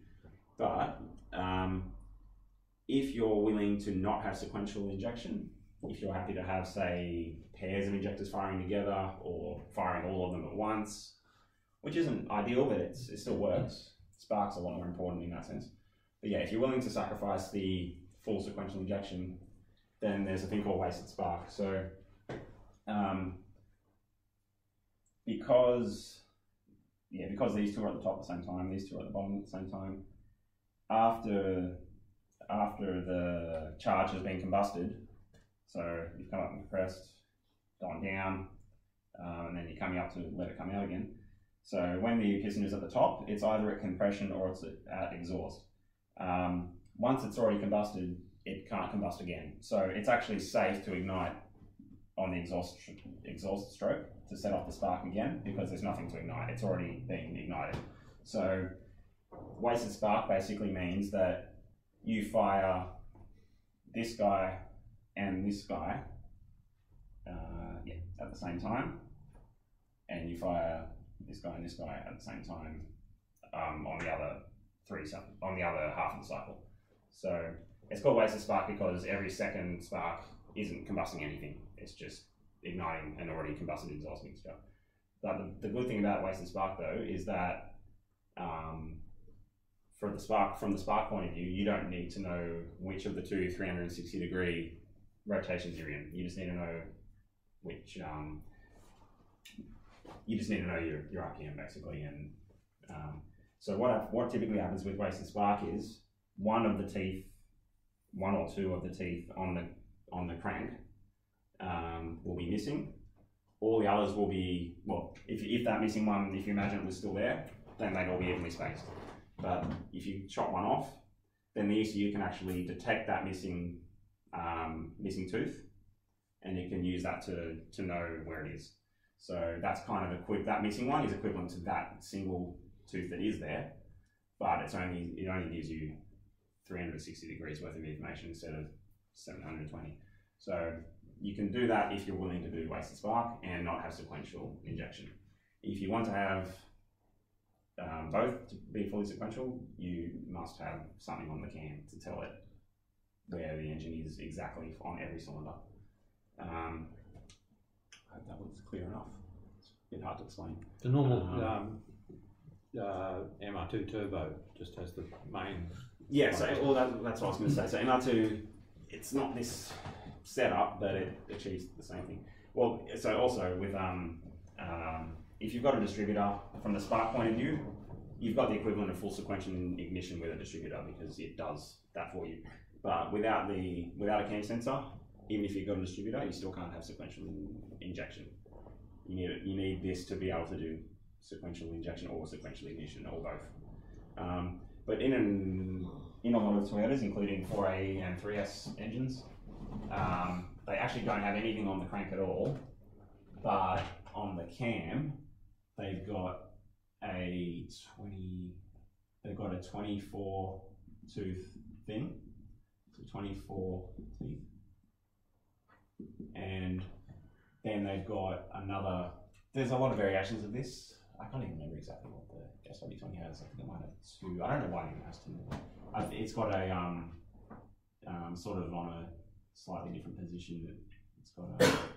I think it's either got one tooth, or it's either got one tooth and then sensors directly opposite each other, or it's got two teeth. I think it might have two teeth and one sensor. But the effect of it is that it uses the 24 teeth as a crank sensor, but because it's on the cam, those 24. Actually, I should mention it's typically called the 24 plus 1 plus 1. That's what that Toyota sensor is colloquially known as, because it's got 24 teeth plus one each there as well. So the way it actually works is, because it's on the cam, but because we know exactly that the crank spins exactly twice as often as the cam, it's basically just like having a 12-tooth crank sensor. So there are actually aftermarket options for this where you can buy a 12-tooth crank sensor which goes on the crank, not on the cam, but then still feeds an equivalent signal back to the factory ECU or whatever, because 12 tooth on the crank is the same as 24 on the cam, just based on the rate that they spin at. But yeah, these extra two teeth here, that is the equivalent of this. Like, I don't really know why it's got two. Oh no, there is a good reason. Like, you could have just one, and that would behave as the cam sensor I drew there. But the more, if you have extra teeth, you can actually know which cylinder is up to which stroke sooner when the car first cranks, when you turn it on. So one reason why so many different variations of cam sensors and crank sensors exist in factory cars is because they all have different ideas what's the best way to do it, and also there's some that they want to be able to start the car as quick as possible. So if you've only got a single tooth on your cam, then worst case, it will take, the amount of time it will take to start your car is the amount of time it takes for the entire cycle to go through. Because this cam might only have just gone past the relevant point and it has to go all the way around 720 degrees again. Well, actually 360 cam degrees, 720 crank degrees.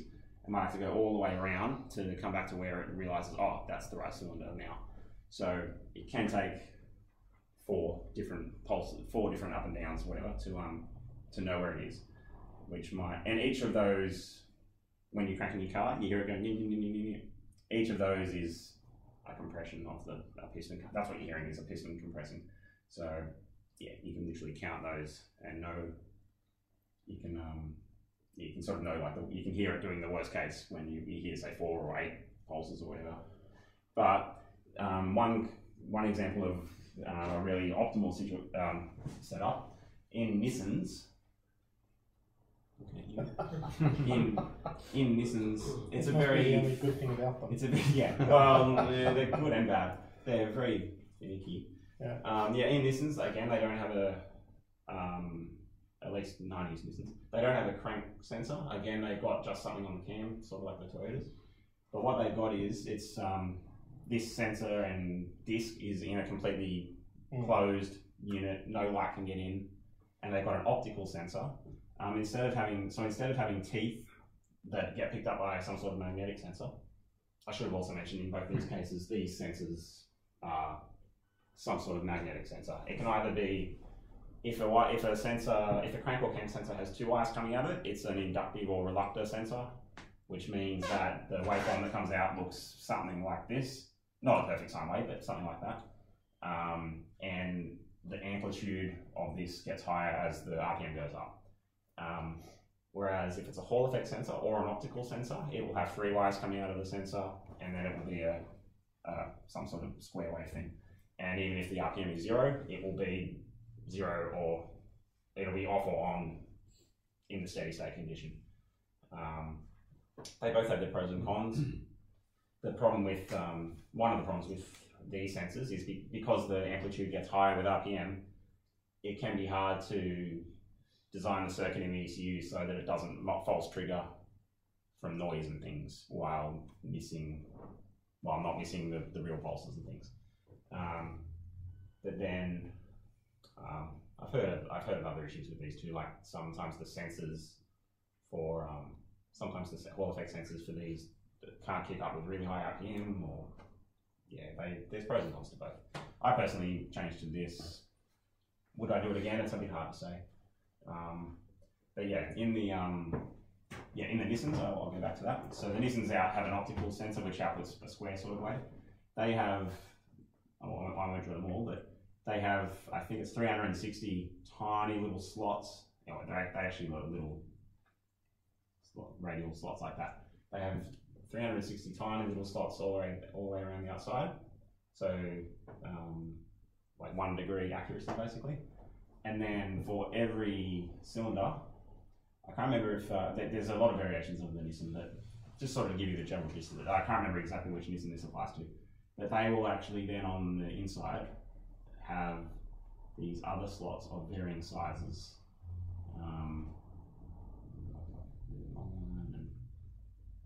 Tiny one or something. But yeah, basically the reason why they do this is because as soon as it sees any of these 4 slots, straight away it knows I'm on this cylinder.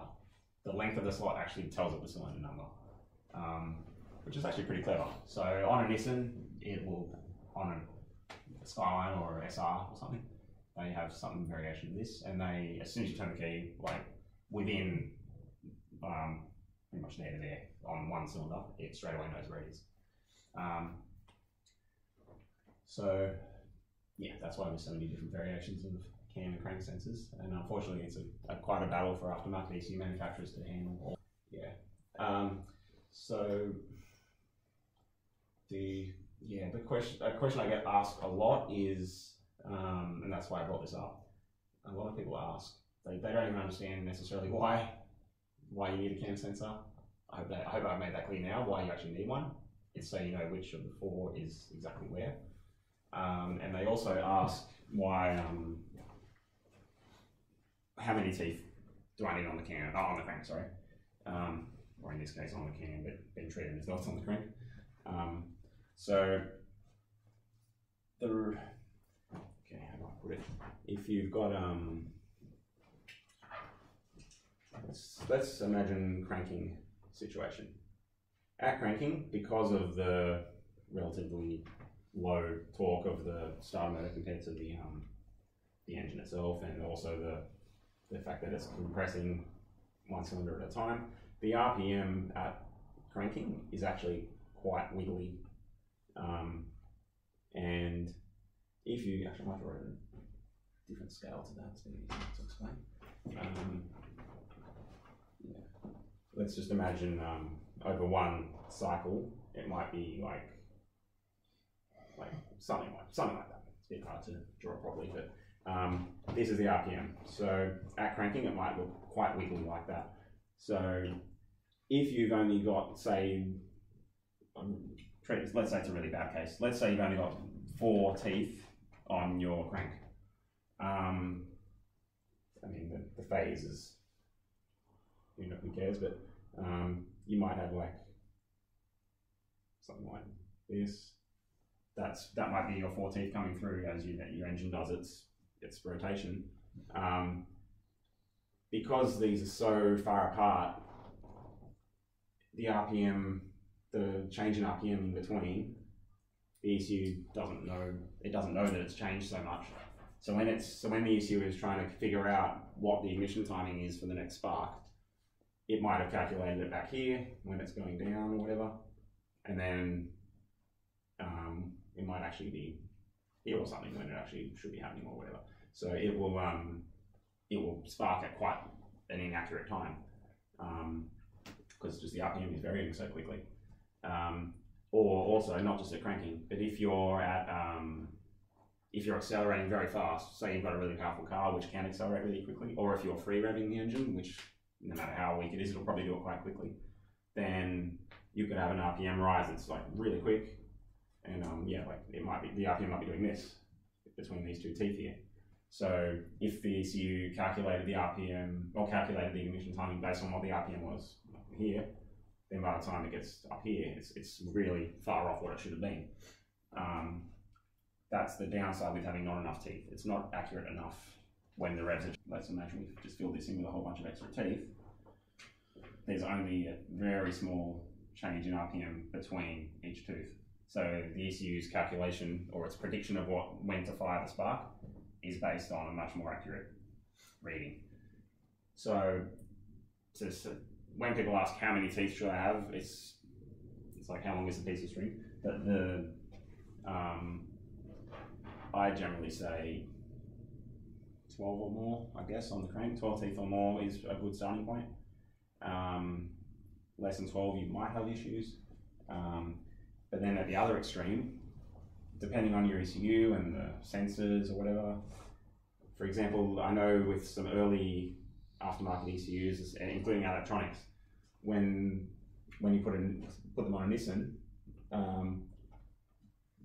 every time the ECU sees one of these tiny slots, it has to interrupt what it's doing, process these quite complicated calculations to figure out the RPM and timing and everything.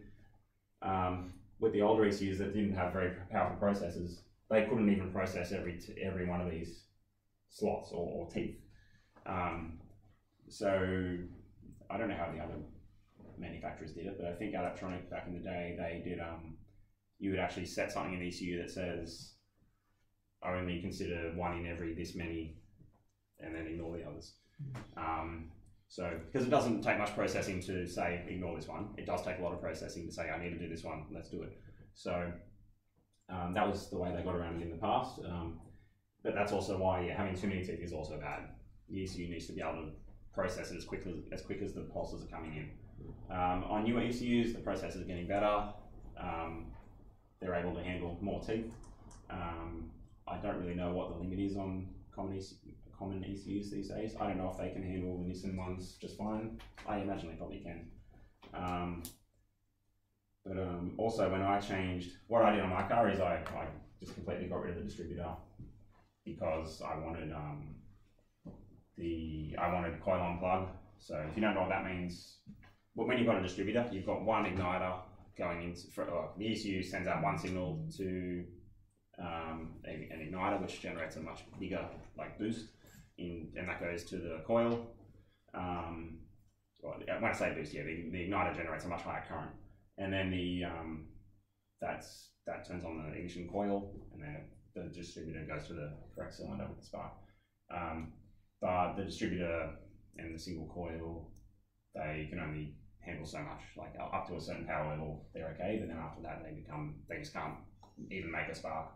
They can't overcome for example, like the boost pressure or the cylinder pressure, all kinds of reasons. But in my case, I wanted to get rid of the distributor for that reason. So that means I got coil on plug. So those are, instead of having just little leads going into each cylinder and off to the distributor, you've got an actual ignition coil on every cylinder.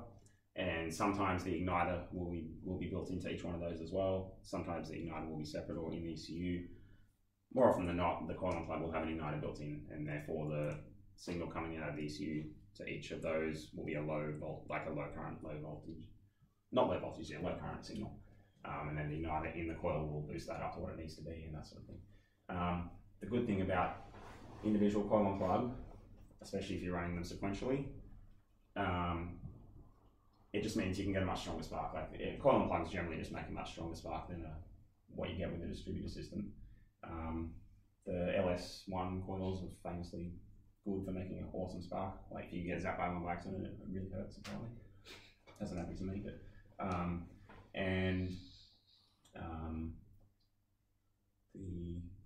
distributors wear out. They're technically wear items, but yeah, coil on plug, as long as it's a properly designed system, they'll in theory last forever.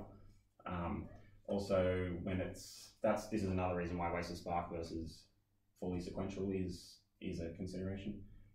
If you're running quite high revs, or if you're doing like an endurance racing situation or something, if you're running wasted spark ignition, so you might still have coil on plug, you might still have 4 individual coils on each cylinder, but if you don't have enough information because you don't have a cam sensor, if you're just running wasted spark, then that means that each individual coil is firing twice as often as it would be if it was fully sequential, which can mean that it gets quite hot and it can potentially fail. Or if you rev high enough, you may not even have enough time between each one to be able to do it at all. It might just end up with them being on constantly, which doesn't work either.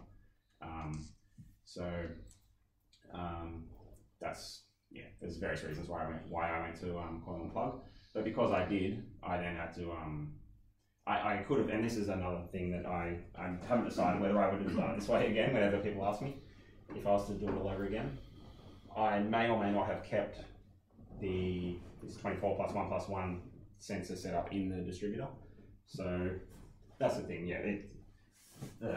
If you've ever seen it on the end of the camshaft, you've got the distributor with the leads coming out of it. If you actually take the cap off that, you see the rotor for the distributor, but also in there you see this sensor set up. So what a lot of people do is they take the cap off the distributor, get rid of all the leads, and then they have their coil on plug things. But then they'll put like a blanking cap just to make it look nice. They'll put a blanking cap over the sensors, but then they'll still use the sensors as they are intended. So this still gives you your cam position like that one would. That's fine. So this is a completely valid thing to do, to just put a cap over it, get rid of your distributor leads off the cap with the leads off there. The downside to this, really the only downside I guess, apart from it not looking quite as nice as having no distributor at all, is that because we have a rubber timing belt which flops around, you can actually end up with relative to the crank, the cam can actually sort of vary a little bit either side. If you have like a timing belt, a timing chain or gear driven, this isn't an issue. But when you've got a timing belt which has a little bit of stretch and slack in it, the cam can actually vary while the crank's going around. The cam in theory should follow exactly at half the speed, but it might slow down or speed up a little bit. So that's the downside to only relying on something on the cam. It means that as the timing belt flops around, which it will no matter how hard you try, whether it's a problem, that's arguable, depends on the situation. But yeah, you're going to be stuck with that potential inaccuracy if you stick to on the cam only. You would hope that when the belt flops around and does this, you would hope that it's at the same conditions all the time, in which case your tune will just account for it. And probably for the most part that is the case, but if your timing belt gets worse at the time or something, then yeah, if you're too close to the edge of on your tune for ignition timing, then it can potentially cause problems. Could blow your engine up if you have the ignition, if your spark happens at totally the wrong time. So anyway, what I ended up with in my case was I got an aftermarket little thing for having a single tooth on my cam, so that gives me my position on the cam. And then on the crank, originally I got a 60-2 disc. So even though I've got enough information from the cam to be able to run full sequential, it can still help to have a missing tooth on the crank as well, because that can help your car start faster as well, in a similar way to this. So if you're cranking and the ECU hasn't seen this tooth yet, if it sees the missing tooth on here first, it still knows a little bit earlier where it is. Not exactly, but at least it's within the correct 360, the correct point within the 360 rotation. It might not be on the correct one of those. So in my ECU, I've actually got a setting which says run wasted spark until you get a cam reset. And I can do that because I've got a missing tooth on the crank as well. If I didn't have a missing tooth on the crank, then it would potentially have to wait till it would potentially rotate a lot longer on the first crank just to get that tooth. But yeah, so originally I had a 60-2. I've always had the one up here since I modified it.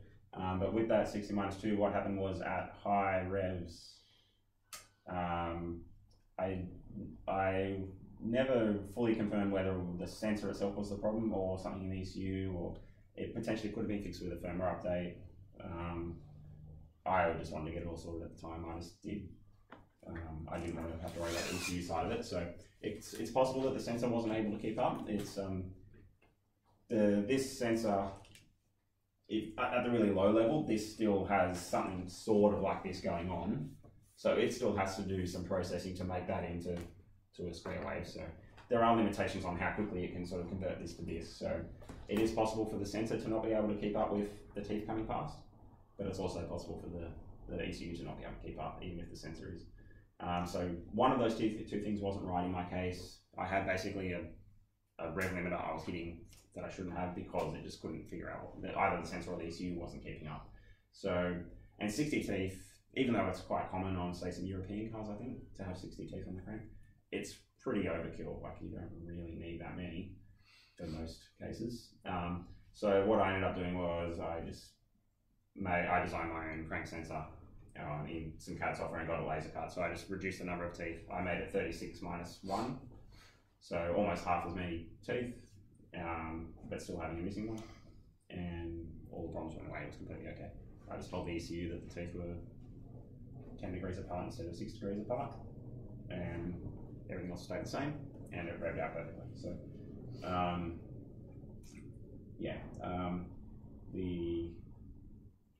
apart from that, that's the only issue I had with the crank sensor. On the cam, I went through some teething issues with that as well, but that was more mechanical problems.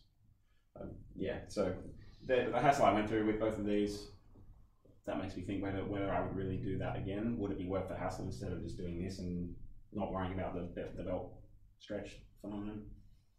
Yeah, I really don't know if I'd do it again the same way. I might.